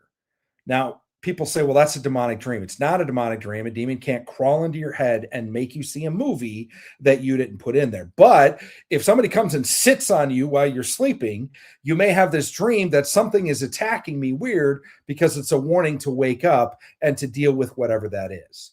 And so sometimes when you get kicked out of a dream, it's a warning that you need to deal with something in your atmosphere. In the first set of dreams you gave me, I believe it's you need to deal with something in your past, something that's following you. It may even be in your bloodline. It may be from the 1920s. It may be a book you read from the 1920s. It may be somebody that's 88 years old. Maybe your grandpa died when he was 88 or whatever, but there's something that connects those. Was he a Freemason? Was he in a world war? Were these things? And then there's this X. Well, that was his lodge. But he died at like 94, just a few years ago. So I'll actually go into that part right there. Is one of my friends, a guest that I've had on my show multiple times, Laura Lee Skyfe. She is a Jungian astrologer, so she utilizes the archetypical nature of Carl Jung and understanding that world, and with astrology, but it's not modern day. It's not new age woo-woo astrology. It's the understanding of subtle energy fields and the influence that it has over kind of how we operate. And one of the things that she said was that I was the rectifier of family trauma, of family generational trauma, that it was my job in my family to break the bonds of that generational trauma or whatever it was that follows us around. Mm-hmm. Yeah, I think so. And that's a calling. That's like a destiny that's on your life. And a lot of times you may not be the first one that has that destiny. It could have been your grandpa that had it and he didn't deal with it. Like if you look at, just as an example, if you track patterns of addiction, you know, my uncle was an alcoholic, his son was an alcoholic, their kids are alcoholic, you know, generations of family are dying early, multiple DUIs, getting wiped out because of this addiction spirit. And if they can conquer it, if somebody in their bloodline says, we're not dealing with this anymore, I'm going to conquer this thing, and from this point forward, my kids are not going to have the struggles of what I've had to deal with. And that's somebody that can literally stop the flow of a curse. And sometimes it is an actual demonic curse, because when you get into things like secret societies and hidden oaths, and they say things where they bind their neck and their tongue and their throat and their generations, they curse their kids in things like this. And so that can continue and follow people, and they can realize, how come nobody in my family ever makes money? How come we're about to close a deal and we get stuff robbed from us? Why do these things, why is these patterns keep happening? And again, God will use a dream to wake you up to something that you don't know and understand. But most people, they never take the time, which I'm glad you do, Josh, and you do too, Alpha, is you write this stuff down and you take it serious and you want to go deeper down the rabbit hole. So there is something that God is bringing to your attention. In the first one, it was about the past, and I do believe it's bloodline related, that he wants you to deal with. It has to do with a woman. It has to do with possibly your grandfather, World War I, the Masonic Lodge, and then something to deal with a bank in the 1920s. And then in this new one, there's a power. This is more about you, and it's about your current time. There's a power that whether you want to have it or you're looking at kind of flirting with it. Oh, well, what if I did this, or what if I did that? Or, you know, and a lot of times it starts as lucid dreaming. And then people want to do things like go into seances or go into, you know, much deeper levels of the occult, and they can get off track and they can actually end up in a place that is ruled by a demonic force. And they don't know that because they're thinking they may not even have the worldview of like good versus evil. So they're like, hey, I'm just off here exploring, trying to figure out what this is. And I want to be able to have telekinesis and be able to throw powers and do stuff like that. And that's a harmless thing for you, but you may not know. Now there's some big boys in that realm and they want to take you out. And the fact that you don't know what you're dealing with doesn't mean they can't hurt you and hurt you bad. And so I see this second one as a warning. And the warning is be very, very careful what you take out of what starts in the dream realm, which is, again, mind, right? It's in, we feel like it's in our mind. It's in the realm of being able to be lucid and wanting to control things, to now wanting to control things like a pen on a table. But when you take that into the living room, you can literally get your ass kicked by a demonic force that isn't playing the same game you are. They're there to harm you. They're there to hurt you. And you're just kind of trying to explore to see what's happening. And then the second time you come back, you're not in the bedroom, you're in the living room, but you feel like you're ready. But what you weren't ready for was to sit down on the couch and have the couch literally fold up around you. So it shifted, it shape shifted into a place where you weren't ready. You thought you were ready. And by the way, seat represents like authority or power. If you're sitting on a seat in your own apartment, you're on your seat in your place. You have the power. You have the authority. It's your domain. It doesn't matter. You still get attacked there, because if we allow influences into our bedrooms, into our places of habitation or work, they can stay there. And if we don't know who they are and what they represent, bad things can happen. Interesting. Wild, man.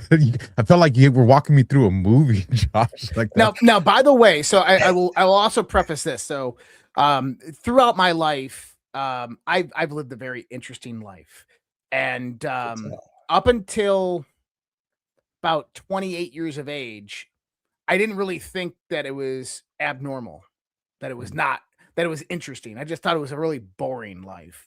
But once I started meeting a lot more people, and especially when I started podcasting and talking to people, I started realizing that I'm different, that I've had a very, very different life than a lot of people. I'm like, you've never seen a ghost? You never had these things happen?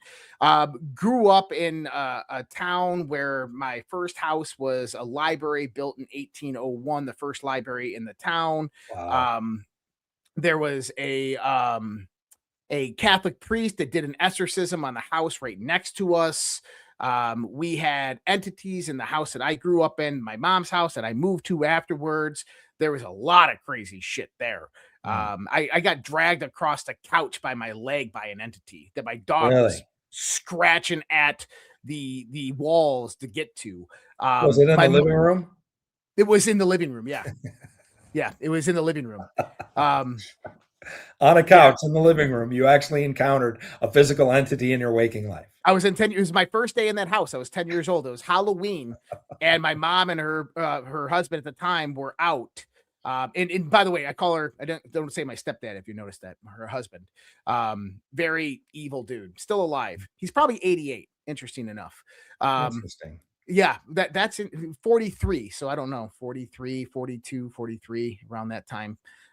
But so this gentleman killed his father when he was 15 years old by stabbing him 93 times, because he was the redheaded stepchild and his dad used to beat him. But anyways, long story with that. That's in highly abusive, alcoholic, found God, then forsaken God, found God, that whole ritual with the alcoholics, demolished the house multiple different times over. But I grew up in houses that had these types of entities and presence. Mhm. And I very well know how to defend myself against a lot of that. I've lived in those realms. These are things that I don't talk about on podcasts, but I don't mind talking about it right now. I remember one night I was sleeping in my bed in that same house, and we used to have, like, there's a Y at the end of the hallway, and in the middle of that Y was a vent. And that when anytime that anybody walked by, you always clink, clink, clink, clink, and the animals would walk over it. And one night I woke up with sleep paralysis, couldn't move. And my eyes are just transfixed on the door. The door starts creeping open, and an old lady comes in, and she's looking at me. And all I can hear in my head is, "What are you doing in my house?" And she closes the door, and I'm like, "Just go away, just go away, just go away." She closes the door, and I'm probably 11 at this time. And you hear clink, clink, and I finally got my sensation back. I come out of it. I go to the door and I open it up. And there's nobody there. My brother comes out and he's like, "What the hell was that?" He goes, "Someone out here?" And I'm like, "Dude, you didn't see that?" Like, he's like, "I heard it." And I'm like, and there's this time when we put a padlock on the attic. So the attic was on the same level at the end of the Y, the straight bar end of the Y was the attic. There's a stairwell going down, my mom and John's room. And then there's an attic, and they put a padlock on the outside of the attic. And you used to hear like someone running sprints back and forth.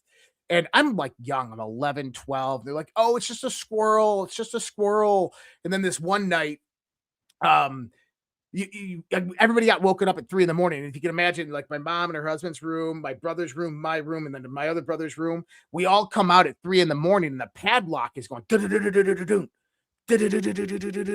stands up and then drops. And I'm freaking out and crying. I'm 11 years old, like I don't want to live here anymore type of stuff. There was one night when I wasn't home that they had a beam of light going right there, right in front of that attic. That was just, I mean, so I grew up with this stuff. The paranormal. Was this like Amityville, New York, or no? So like I said, I had a very, very interesting life.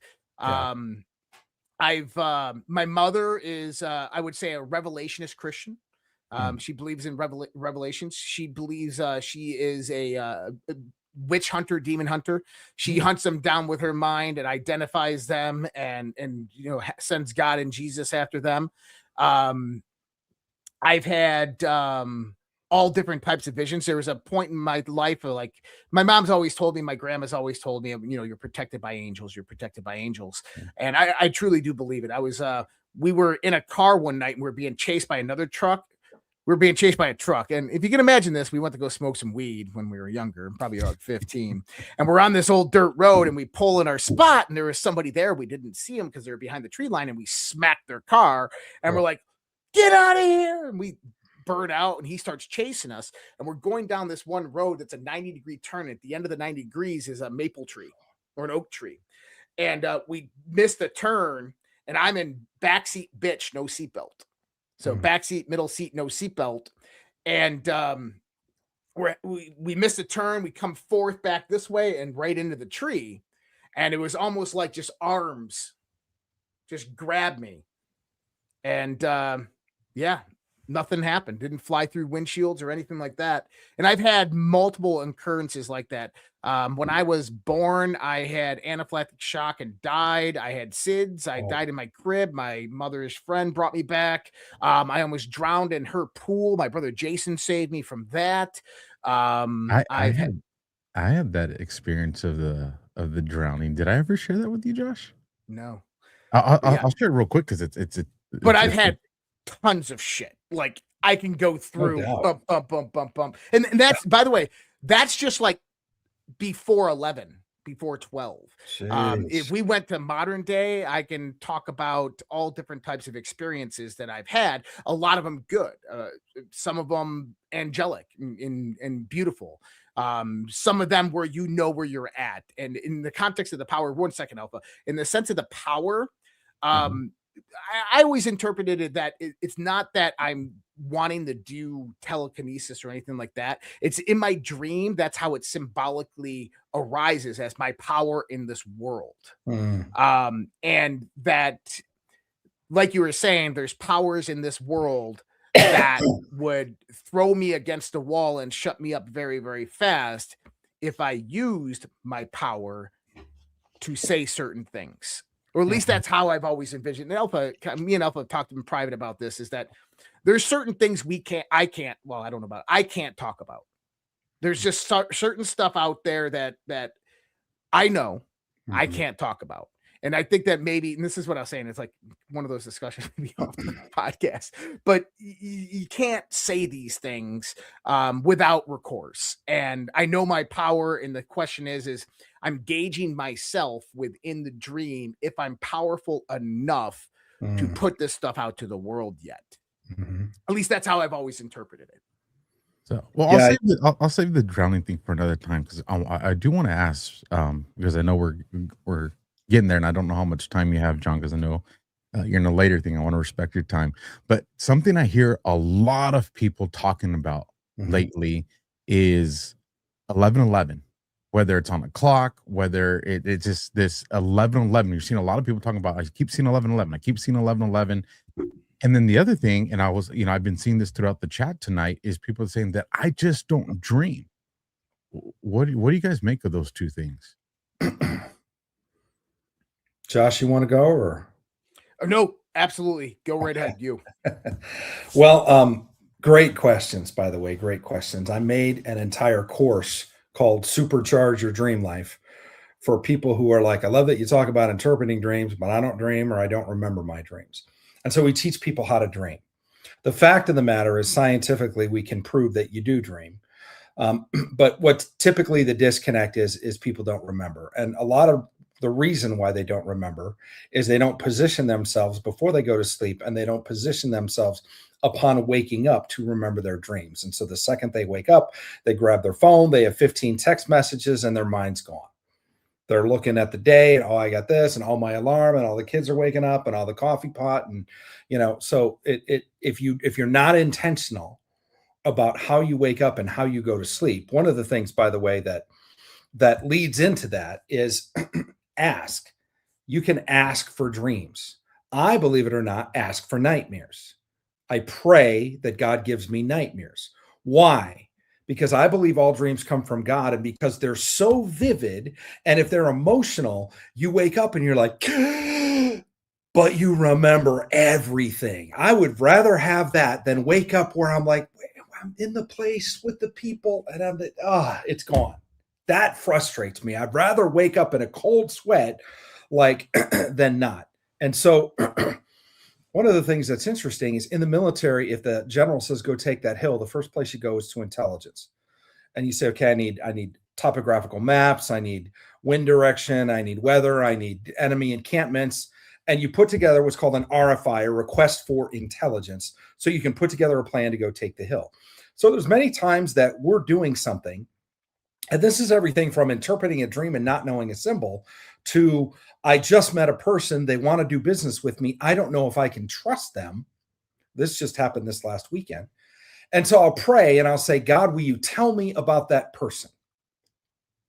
And this last weekend, somebody had a dream that this weekend something is going to happen to you that might throw a wrench in your travel plans, because I was in DC. And so I found a piece of information and I'm like, man, I don't like this, but I don't know what's going on. I don't understand it. God, will you show me? And so I had two dreams about this person in this situation.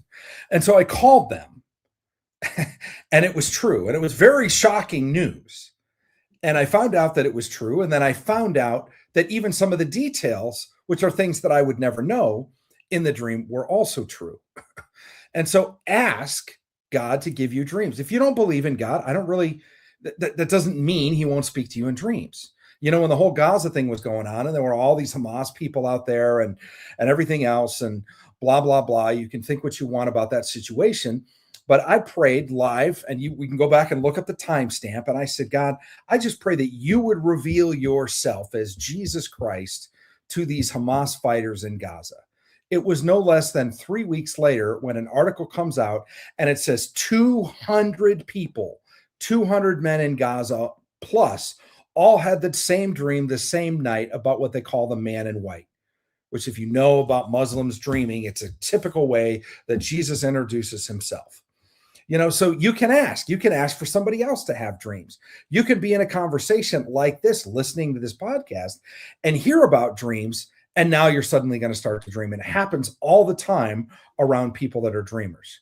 Now, let me go to the 11:11 thing, because I heard something. There's many variations of what 11:11 can mean. One of the things I did once was I looked up every Bible verse that was 11:11. And there's everything from blessing to moving to the mountains and the hills. And there's all kinds of really cool stuff on 11:11. But 11:11 means two things to me. It means alignment. Think of like a magnet where you want to have all the polarities in the same direction, like 1, 1, 1, 1. But the thing that I heard when you said 11:11 is a piece of history you may or may not know, is that right before JFK was killed, he signed an executive order.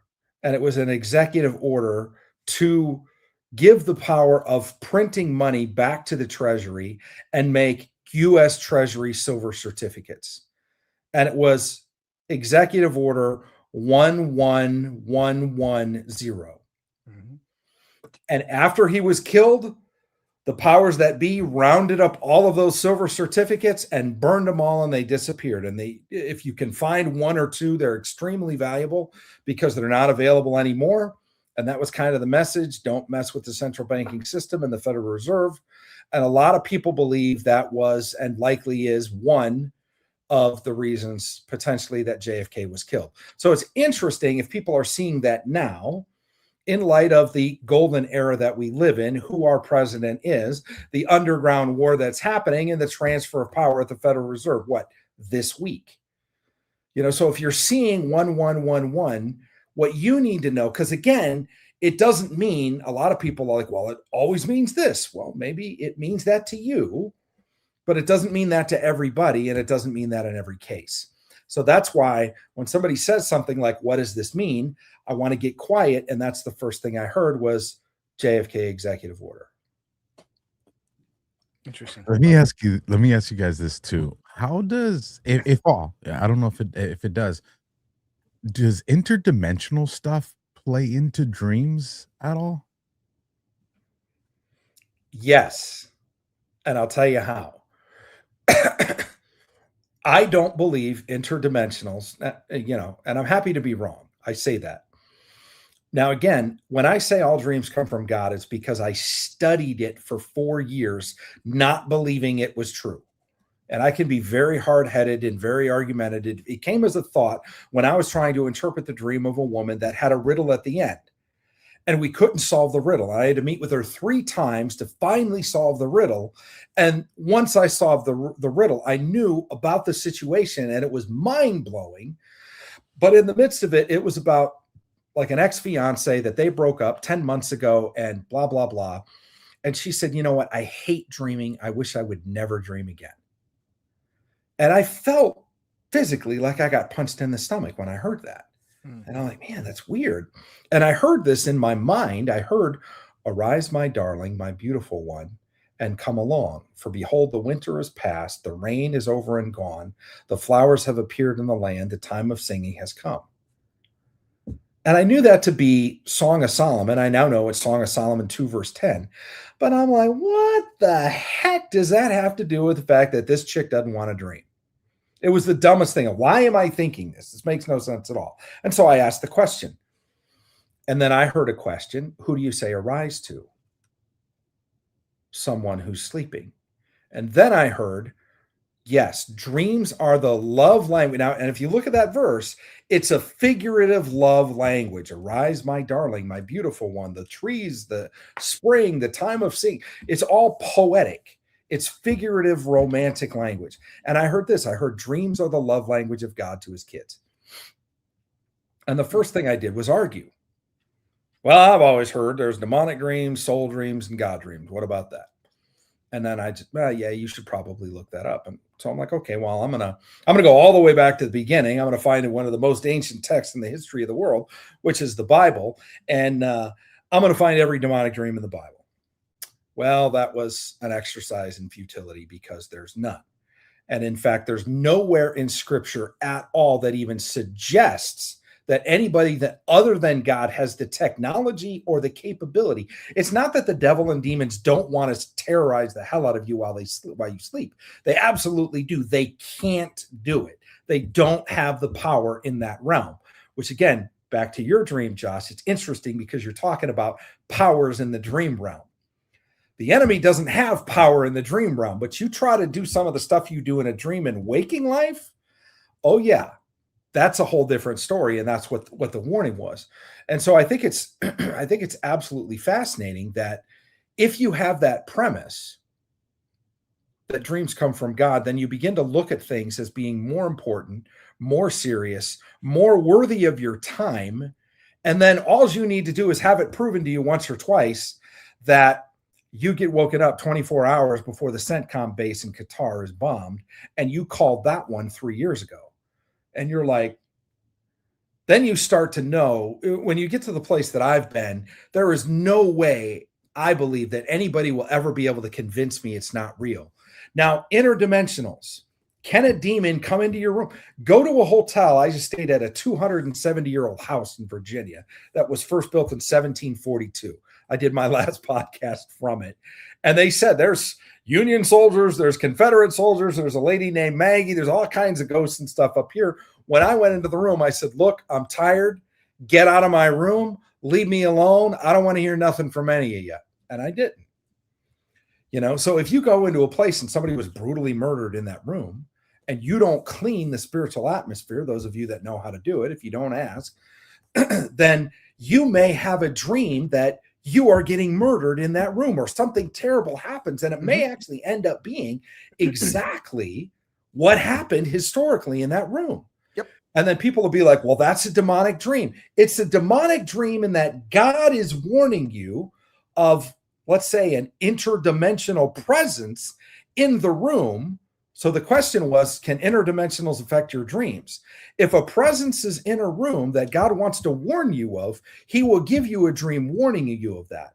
But again, I don't believe demons, interdimensionals, you know, disembodied souls of the Nephilim, the B'nai Elohim, the Raphaim, giants, anything, any classification of that can put thoughts in your sleeping head, because again, it's not the frontal lobe that's awake.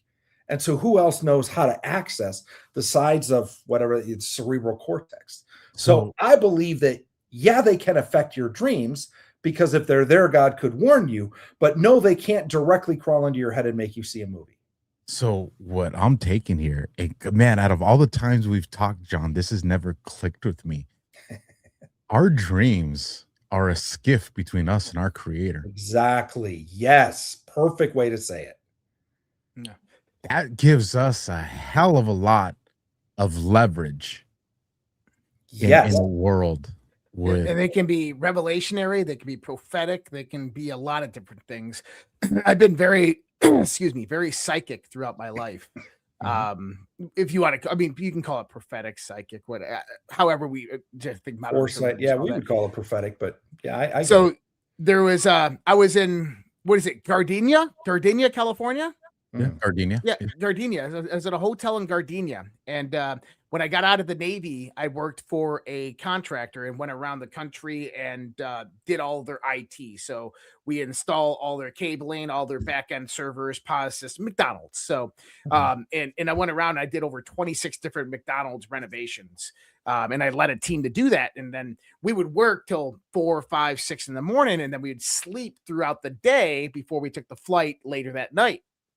And I'm in a hotel in Gardenia, and we have all the curtains closed because we're trying to get some sleep and it's daytime. And I'm sleeping, and I get lucid in the dream, and I hear a little girl's voice. Like, you ever had the voices that are like not inside your head, but they're like they're talking right in your ear. They're outside, they're talking right in your ear. And the little girl is standing next to 2 older men, and she's going, help us, we don't know what to do. And I fucking wake up freaking out, like, what the hell is going on? Like I wake everybody in the room up. I'm like, did you guys hear that? Like, what was going on?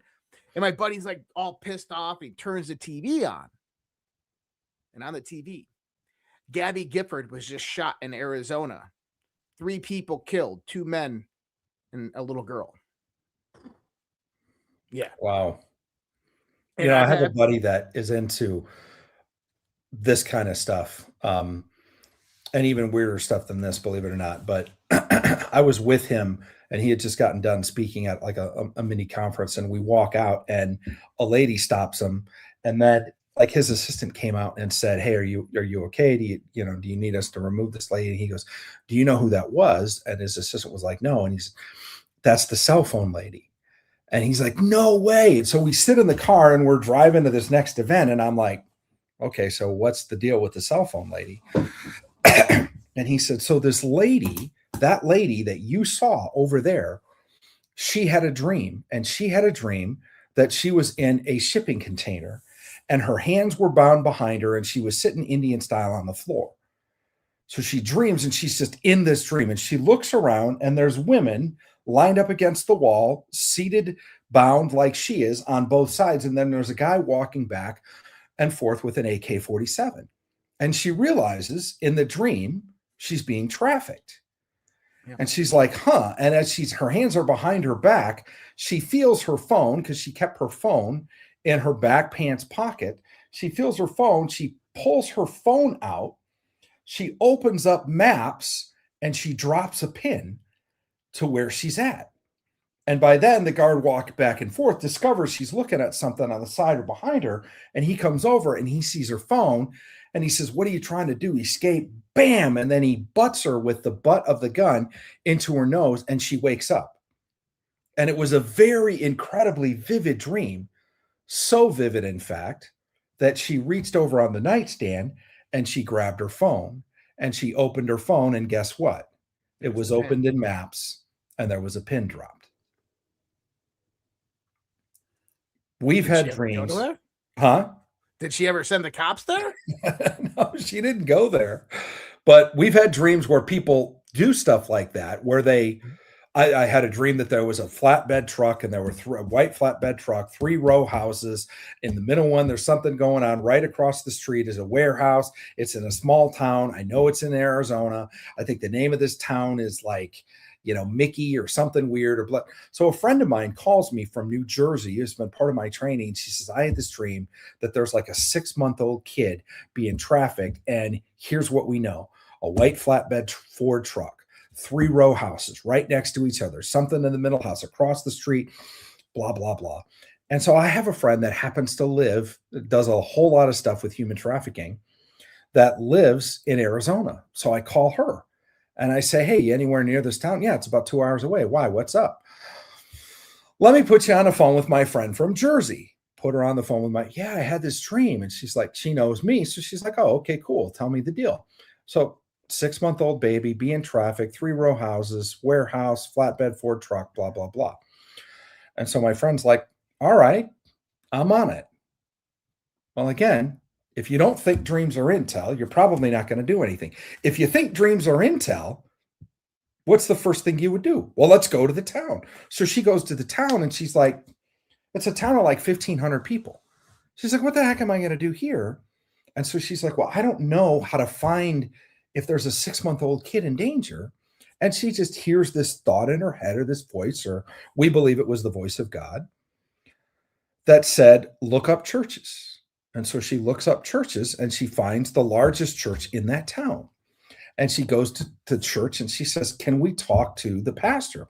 Well, why do you want to talk to the pastor? Well, I don't want to tell the whole story to the secretary. So it's like, well, we have a personal situation and we believe that somebody could be in danger. And we want to just, can we talk to you can talk to the pastor. And so this is what was all on the phone. And then says, hey, I really need to talk to you. There's something that's happening. I can explain more in detail. Can you meet me for a cup of coffee?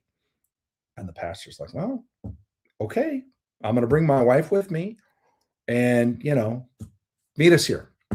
So they go here and they sit down and she says, listen, I don't know how much you guys believe in dreams. And, oh, we believe in dreams. And well, here's the deal. We have an intelligence agency that we work with that gets intel from dreams. And sometimes it's stuff that needs somebody to go action it. And so we got this description of a 6-month-old baby boy that was in danger, hadn't been trafficked yet, in danger of being trafficked. 3 row houses, white flatbed Ford truck, and a warehouse. Does any of that resonate? And like the husband and wife are looking at each other like, are you kidding me? And, the lady's like, what? And she says, well, we actually have a girl in our church who's a waitress who just had a baby boy that's 6 months old. And she lives in Tijuana and works in the United States. And so they're literally crossing the border all the time with this 6-month-old baby boy. And we're like, wow. This kid is in danger of being trafficked because somebody knows about this kid. Because, of course, if they're going across the border, they know.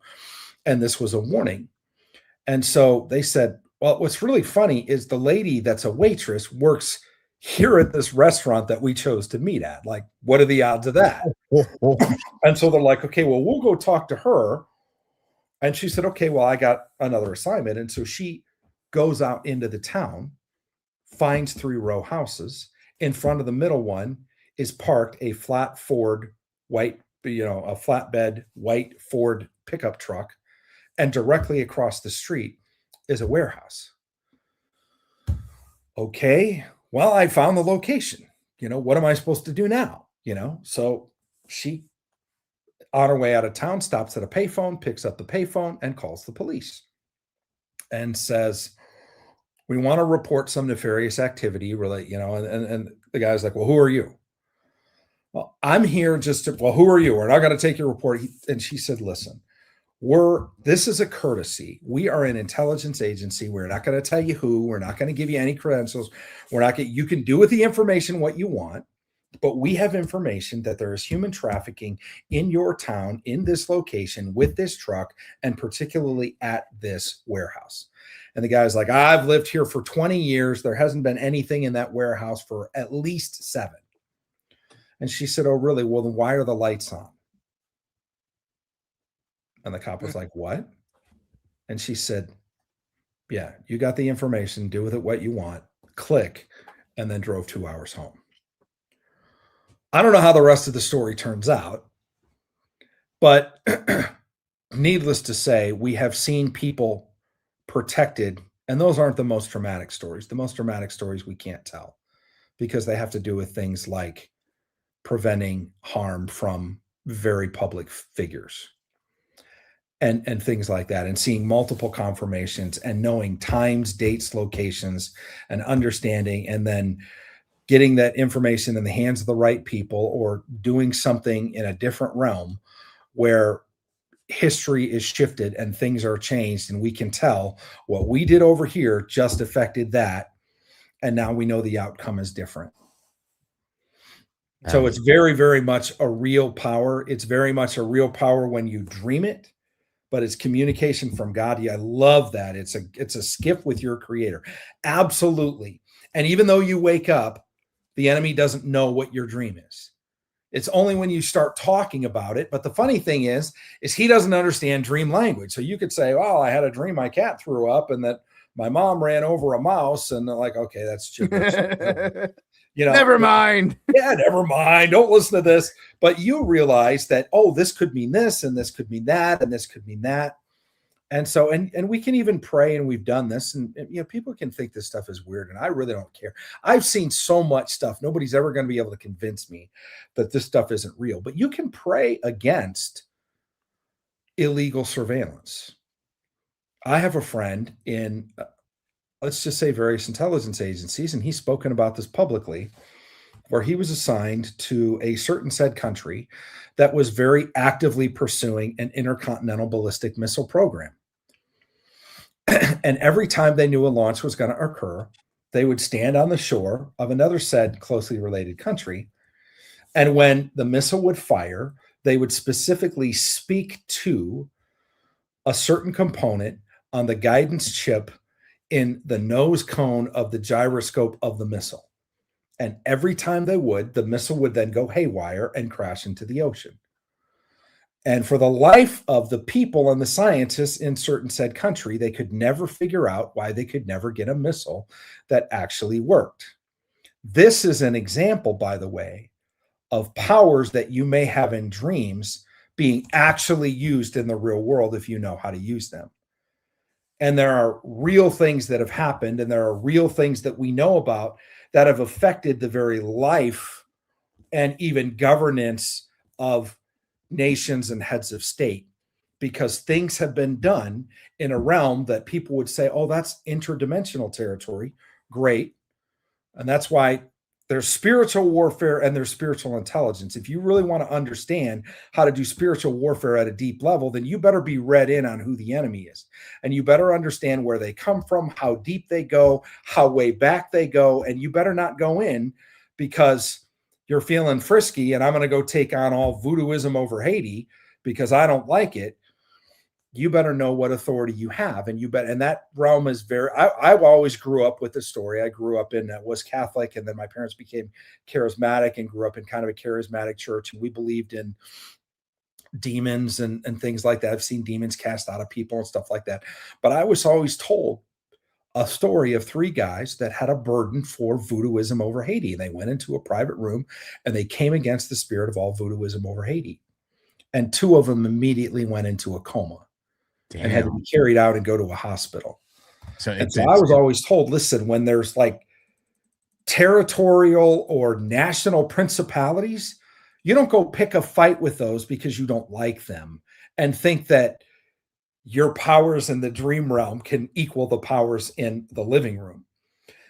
But it's interesting because the more that we've gone down the rabbit hole with some of the things God is showing us about the spiritual forces or the interdimensional forces, if you will, behind some of the most nefarious things that are happening in the realm of nations today, we are seeing things at a level of spiritual warfare that happens, that then things happen that are predictable well in advance in the realm of nations. I gotta leaders getting removed. I gotta ask you 2 questions, John, and then I want to make sure, because the people in the chat absolutely love you. And they want so much more of you. But I gotta ask you 2 questions. One, this one's gonna take a priority because this one's coming from Miss Alpha. And if Mrs. Alpha doesn't get her question asked, she's gonna beat me down. She says the 1111 is something that she's been seeing since like her early 20s, so a couple decades now.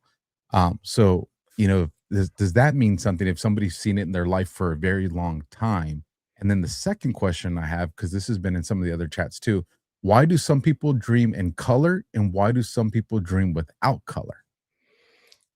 Well, let's get to Miss Alpha's question.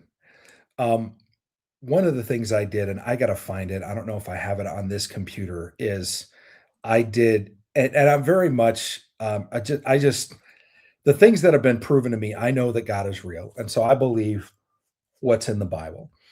And so I look at it as a historic source. Now I look at other extra biblical sources like the book of Enoch, the book of Giants, things like that, the writings of Josephus, especially when I'm studying things like, I'm on a kick right now where I'm studying the fall of Alexander the Great, because it relates there's a force behind the Grecian Empire and the fall of Persia that relates directly right now to what's happening in America. And most people, they're like, what are you talking about? I could show you dreams and I could show you how if I had time, but this is the kind of stuff that you would need a real skiff for, because the people that are involved and the things that are happening, and when certain things are dealt with, the things that then shift are, most people wouldn't believe it. But when you can prove times and you can prove this happened and then certain, then this happens. But what I would say,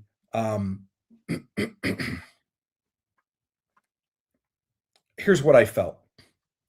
I felt Romans 11:11. Now, again, I looked up every version of 11:11 in scripture, and a lot of them are about blessings, but in the Amplified, it says this, and again, I'm totally going out on a limb here. I'm okay being wrong. I'm really okay if your wife is like, that doesn't resonate at all, the guy's a whack job. Great, that's fine. But I just have to go with what I hear, because if I don't trust it, then I don't take risk. And if I don't take risk, then nothing is confirmed. And then I have no power in this realm. So this is what Romans 11:11, and again, I have no idea prior to reading it what it says, so it may sound like nothing, but I'm going to read it anyway. So I say, have they stumbled so as to fall to spiritual ruin? Certainly not. But by their transgression, their rejection of the Messiah, salvation has come to the Gentiles to make Israel jealous when they realize what they have forfeited. So this is about the rejection of Jesus by the Jews and then it being spread to the Gentiles.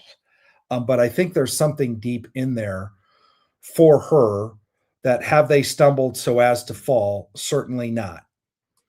So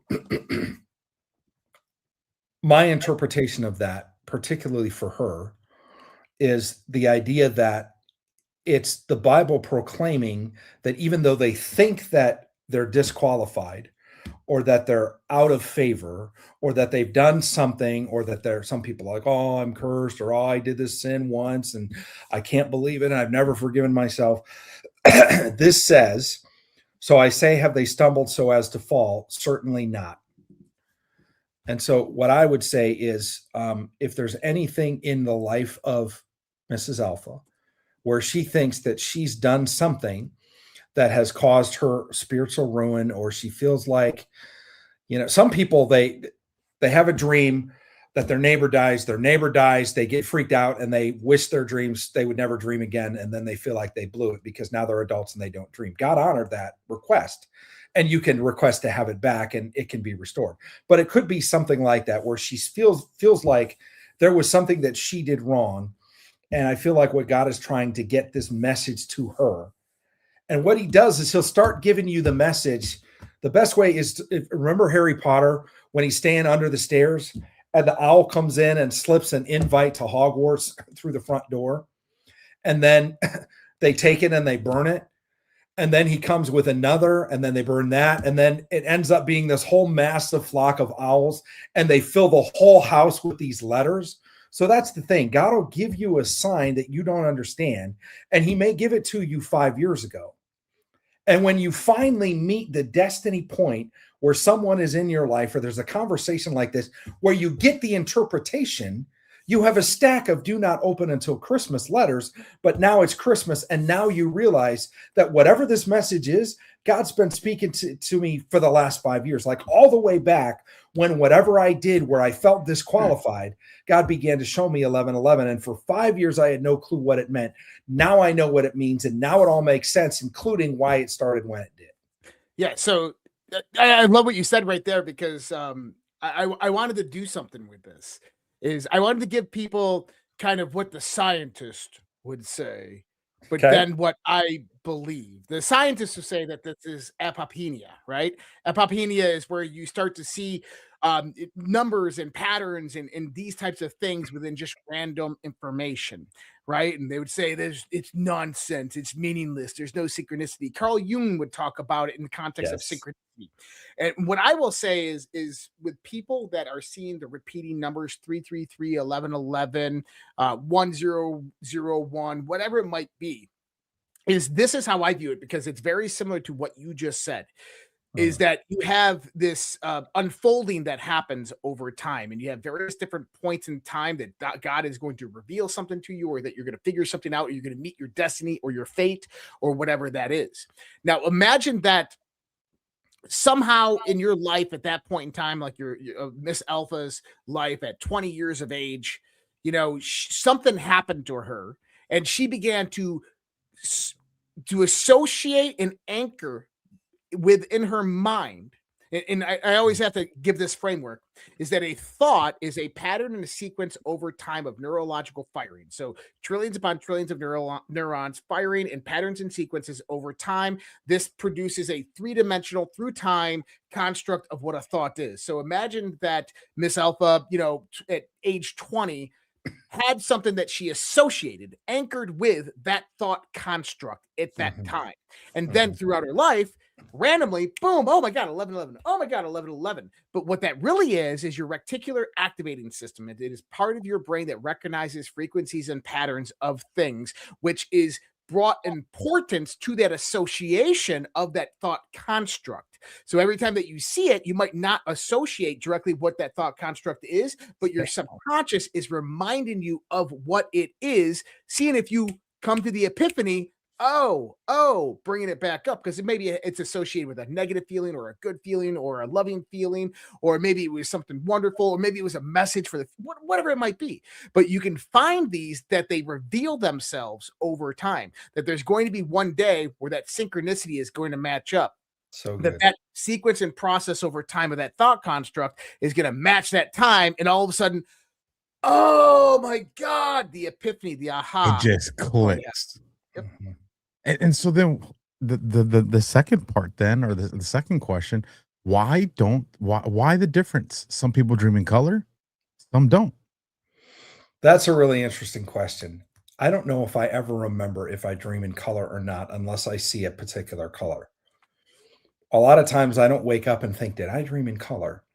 Now, I'm going to tell you what it's not, because there's people that believe if you dream in black and white, it's from the devil. and again, it's like, I'd love to share with you how I was around a church group, and some lady asked me when I said all dreams come from God, that she had a dream that she was raped by her father. And you're going to have to prove to me why a loving God would give me that dream. And I tell that story, and it proves the premise. It absolutely was from God, and it meant something very, very serious to her. But there wasn't a person in the room, including me, at that point that thought that that was a God dream. So people say, well, if it's in color, it's a God dream. If it's black and white, it's not. Well, what about your dream? Was half of your dream a demonic dream and the other half was a God dream? See, it makes no sense. The premise falls flat. If it is color, it tends to be more vivid. If it's more vivid, it tends to be, think of the volume turned up. There's three ways God turns up the volume. One is a vivid dream, which can be a dream in color. Two is a recurring dream. And three is an emotive dream, or what many people call a nightmare, a terrifying dream. Now, by the way, most of the kings in the Bible, with the exception being Solomon, were given terrifying dreams, as was Abraham Lincoln, as was Garfield, as was Barack Obama. The dreams of Abraham Lincoln are absolutely mind-blowingly fascinating. If we had another hour, I would break down how God warned Lincoln before everything that happened, almost everything that happened in the Civil War from the very start of Sumter. He has a dream at night that he's on a ship chasing another ship that's moving with great rapidity to a dark and distant shore. That day he wakes up and they fire on Sumter. It's the start of the Civil War, April 12th, 1861. He has that dream the last time, and this is why we know he has the dream. And I've verified this personally through 3 historic sources. So this is all information that you're not going to find this in books. You're going to find this from somebody that's really passionate about studying dreams, particularly how God speaks to kings and how God speaks to heads of state. I wanted to see, does that happen in America? If he spoke to kings in the Bible, then you would think. And so Abraham Lincoln is one of the most, if not the most prolific dreamer president. So he has the same dream. So April 14th, 1865, it's 4 years and 2 months later, they signed at Appomattox 5 days prior on April 9th. And he's in a cabinet meeting. Grant is visiting, General Grant. And so they invite him to the cabinet meeting. He's sitting there and he says, have we heard from Sherman? And Grant's like, no. I mean, Sherman's on his way to meet Johnston and let the Confederate General Johnston know that the war's over. We signed at Appomattox 5 days ago, but after that, he's coming back to Washington. Why would you expect to hear from Sherman? And he looks over at Gideon Wells, the Secretary of the Navy, and he says, well, Mr. Wells, it's in your department. And he goes, it's in my department. He goes, I have this reoccurring dream, and it's that I'm on a ship chasing another ship that's moving with great rapidity towards a dark and distant shore. He said, I've had the dream before every major, he says, Union victory. He said, I had it before Sumter, Bull Run, Antietam, Stones River, Murfreesboro, Vicksburg, Gettysburg, etc., is what the entry says in Gideon Wells's diary from like 1866. So there's like 9 of these listed. And he said, and I had this dream last night. And Grant cuts him off and is like, sir, we didn't win all those. In fact, if we would have had 2 or 3 more battles like Stones River, we would have lost the war. And then so Lincoln checks himself and he says, well, it may not be a Union victory, but it portends an event of national importance. And he's thinking out loud and he says, what else could this be other than the war? Well, April 4th, that was the last time he dreamt. That night he goes to Ford's Theater. And if you look up what happened on this day, April 14th, 1865, about the only thing that you can find is Lincoln was shot. So he had it from the start on Sumter to the day he died. So I just did what I call a spiritual intelligence briefing. And this one is, I think it's number 25 or 26. And this one is called God Warned Lincoln 10 Times. And he also warned him about his own assassination on several occasions, which is really interesting. Some waking with a waking apparition and one sleeping with a very vivid dream. But I went back and I looked at all of these battles. I looked at the casualties of all these battles. And I said, God warned Lincoln literally the night before the death of a total of 826 people, including his own death.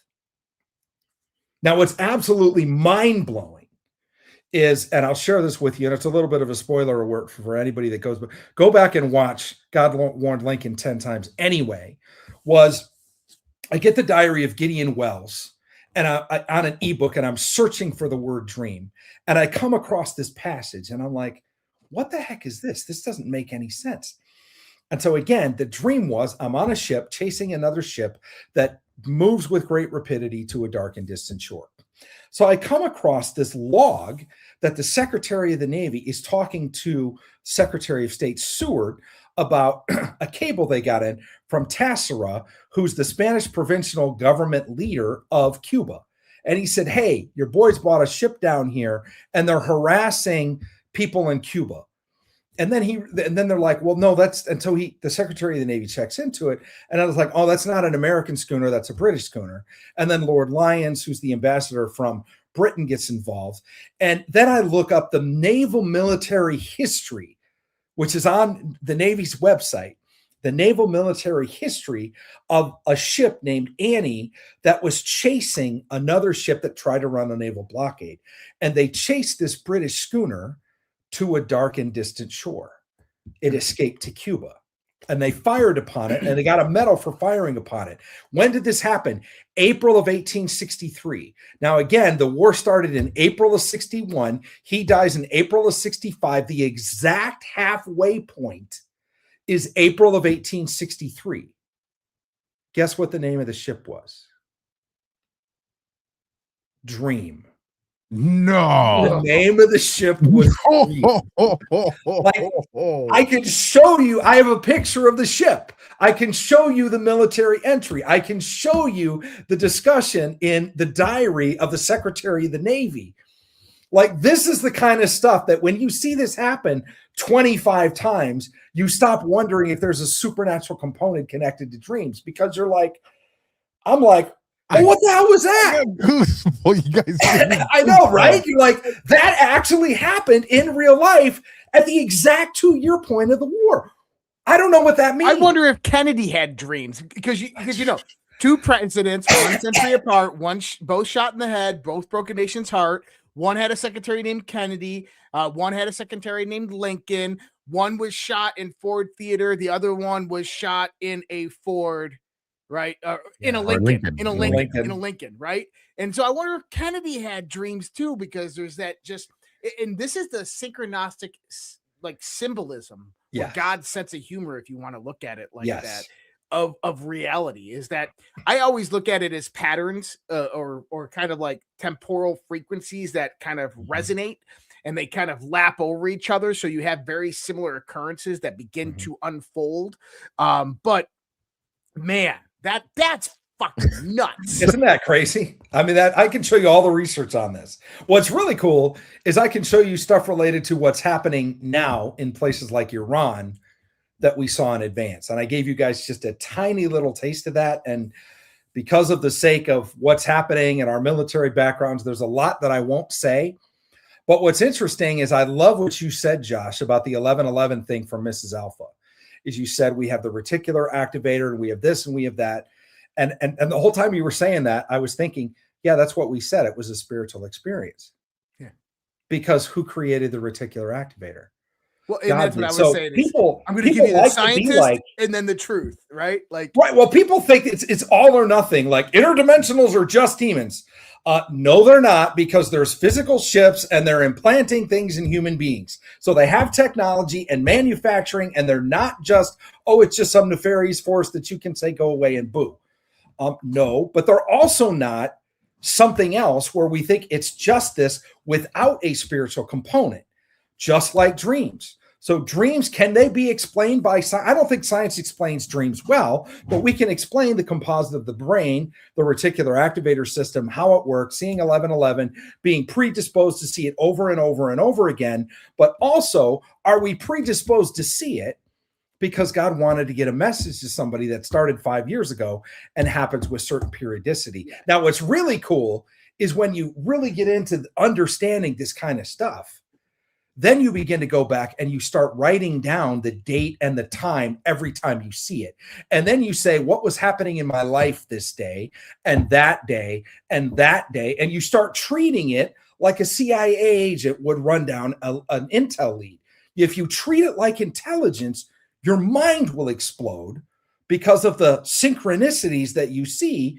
And then you're like, there's no way possible that God gave me 11:11 on the day my dad died, on the day I lost my dog, on the day I got in a car accident, and whatever. And you're like, whoa, this is way deeper than we thought.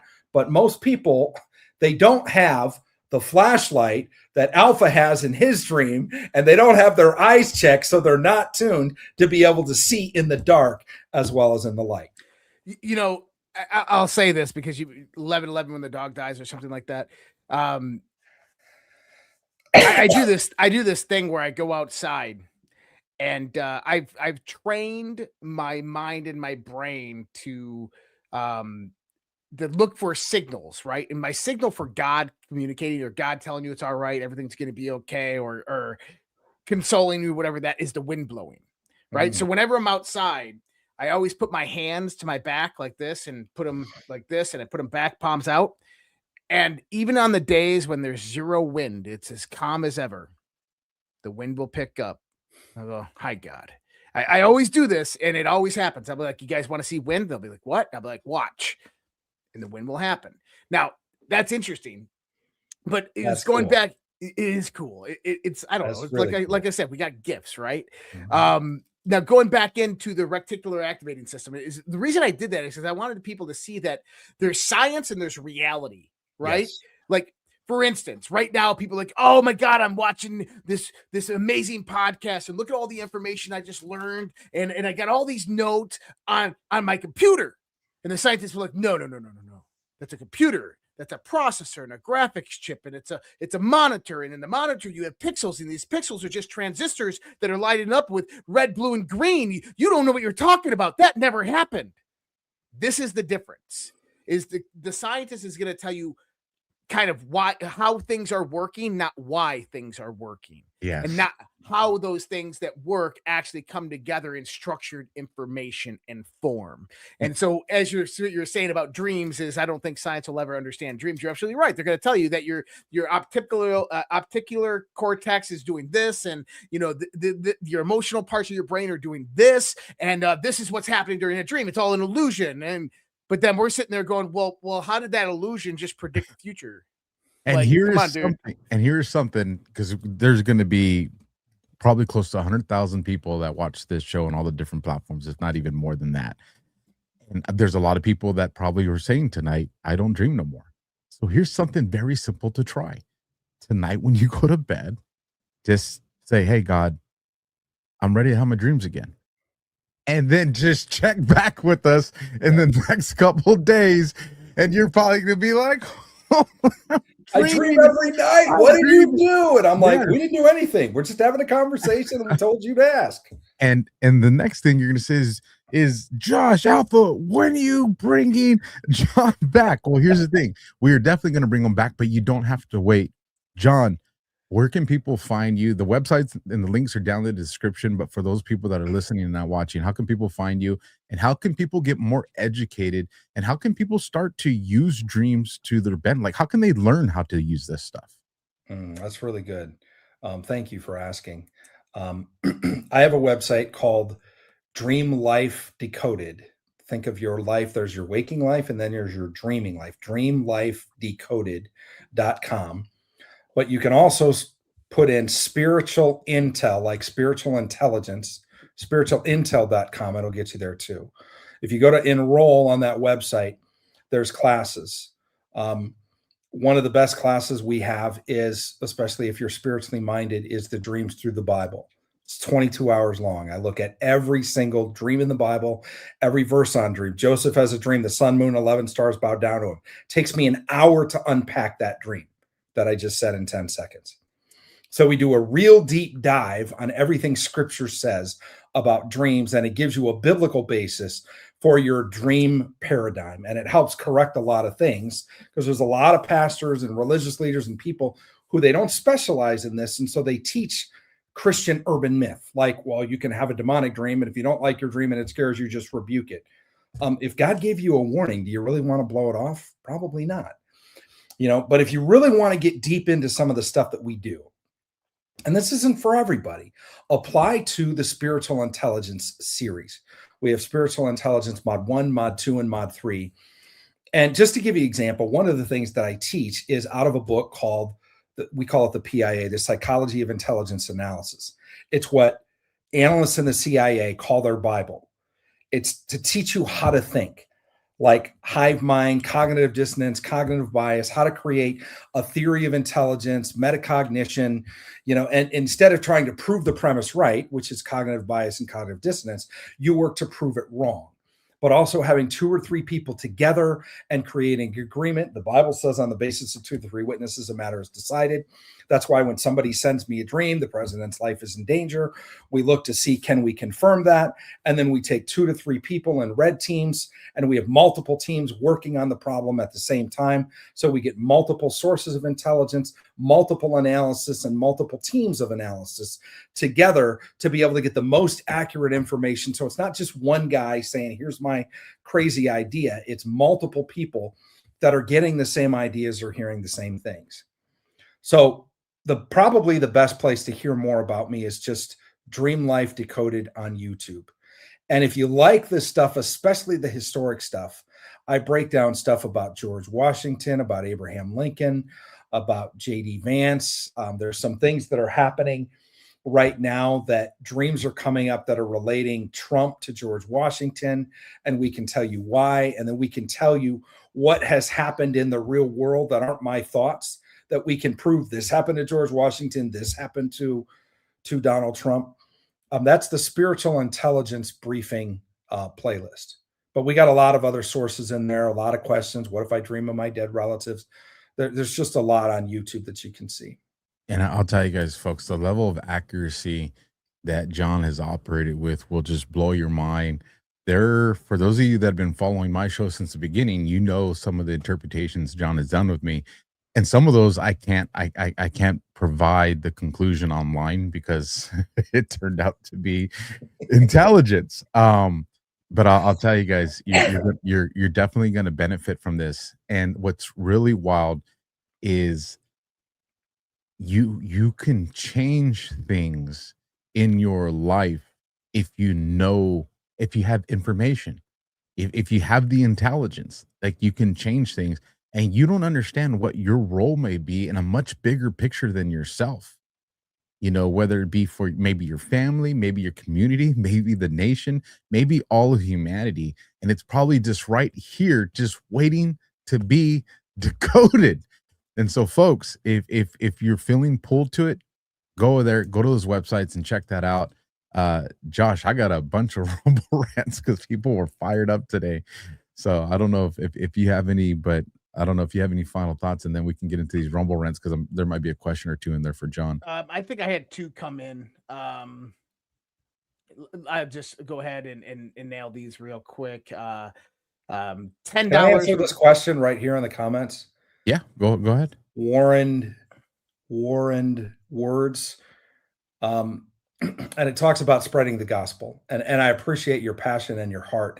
If you read in Genesis 41 about Joseph to Pharaoh, and you read in Daniel 2 about Daniel to Nebuchadnezzar, what they do and what I seek to do is to form a relationship with God to a human being. So that's why I talk in kind of general format where everything's not Christianese. We're not in church. I'm not talking like we're in church, but it's going to be hard for you to walk away from this podcast and not know that we believe that all dreams come from God and the Creator. And so if you want to get more connected to God and have a relationship and have an ongoing faith life built, one of the absolute best ways to do it without having gate-kept information, like the church has done for thousands of years, is to hear from God directly for your life. Well, in order to do that, you have to understand the language. And so that's why we're passionate about teaching people spiritual intelligence so you can hear directly from God for you. And by the way, I don't know a better way of spreading the good news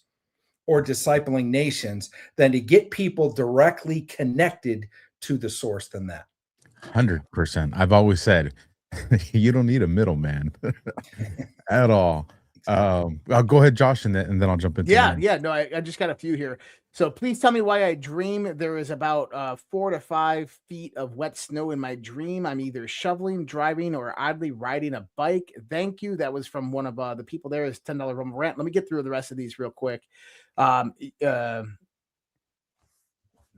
So Joden, $82. You morons need to wake up from the dream world and realize that massive betrayal only supports the Epstein Israel first crowd. Enjoy Democrat rule the next 20 years. But I think that was at Alpha.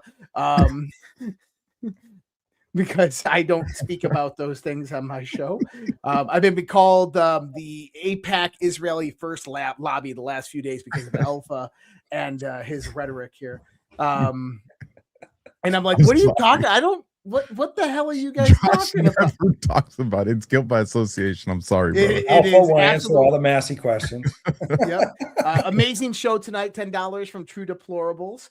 Appreciate that. And then is there another one? I don't think so. And I do have one ad to run before we do go. So I will run that. And but if you wanted to talk about that one, the person sees 3 to 5 feet of snow and they're running, jumping, snow blowing, shoveling, and riding through it. Sounds like they have some restrictions in their life that they need to get out. Particularly restrictions on moving forward with a desired pace. So if you're shoveling, it means you're moving stuff out of the way that's blocking you. If you're playing, then you're enjoying the season that you're in and the moment that you're at. If you're trudging uphill, it means it's uphill. It's difficult. You're in a hard season, and it'd be a whole lot easier if I didn't have 3 or 5 feet of snow. Now, again, 3 feet is about your waist. 5 feet is literally about chest high. So it depends on, look at when you dream about 3 feet, because you're feeling hard to move forward. When it's chest high, you're feeling completely overwhelmed. Mm-hmm. And so I think it's interesting because a lot of times people don't like the snow. And if it's wet snow, it's also cold. It also drains your energy. I mean, there's a whole lot there than just the fact that, obviously it's difficult to move forward and it's difficult to see where you're going. And there's a blockage on your view and knowing the way. And if there's 3 to 5 feet of snow, how do you even know where the road is? You got to just stay in between the ditches if you're on a country road.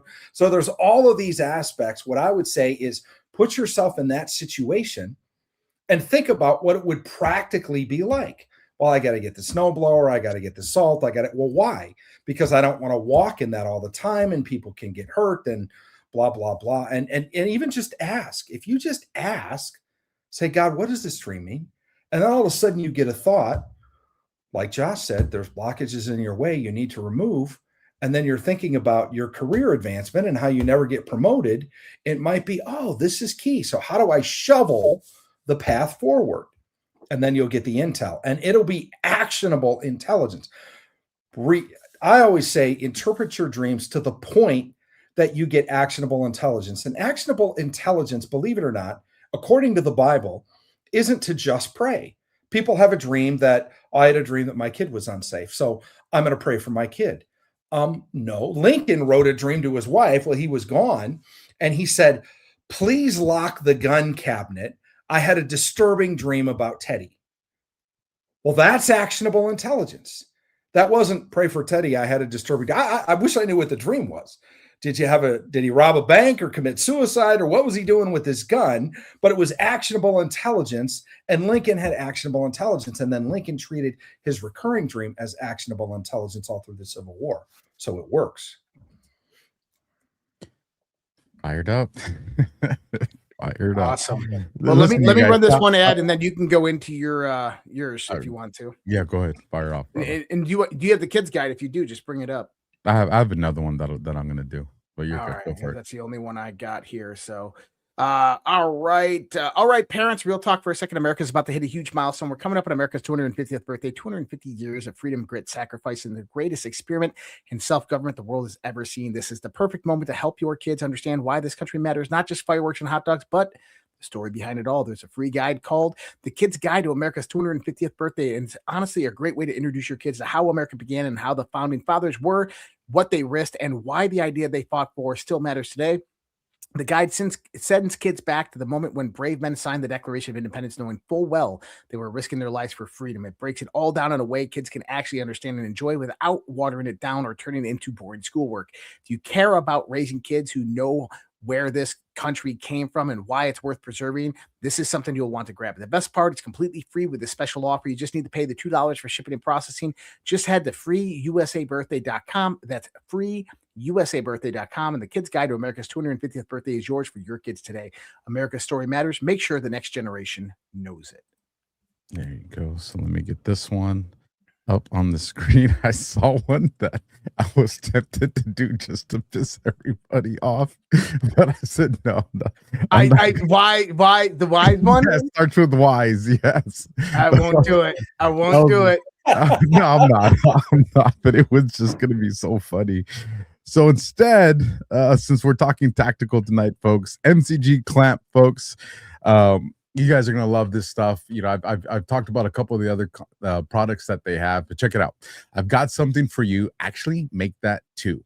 They aren't just add-ons or nice to haves. They're the kind of gear you don't think about until the moment you really wish you had it.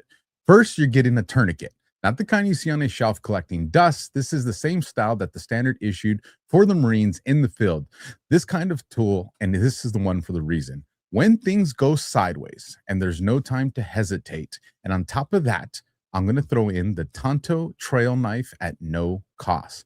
Built for hard use, not display cases. If you're ready to grab yours, scan the QR code that you see on the screen right now. If you're like, I don't see the QR codes, because you got to get over here to Rumble, or go directly to mcgtac.com/alpha-clamp.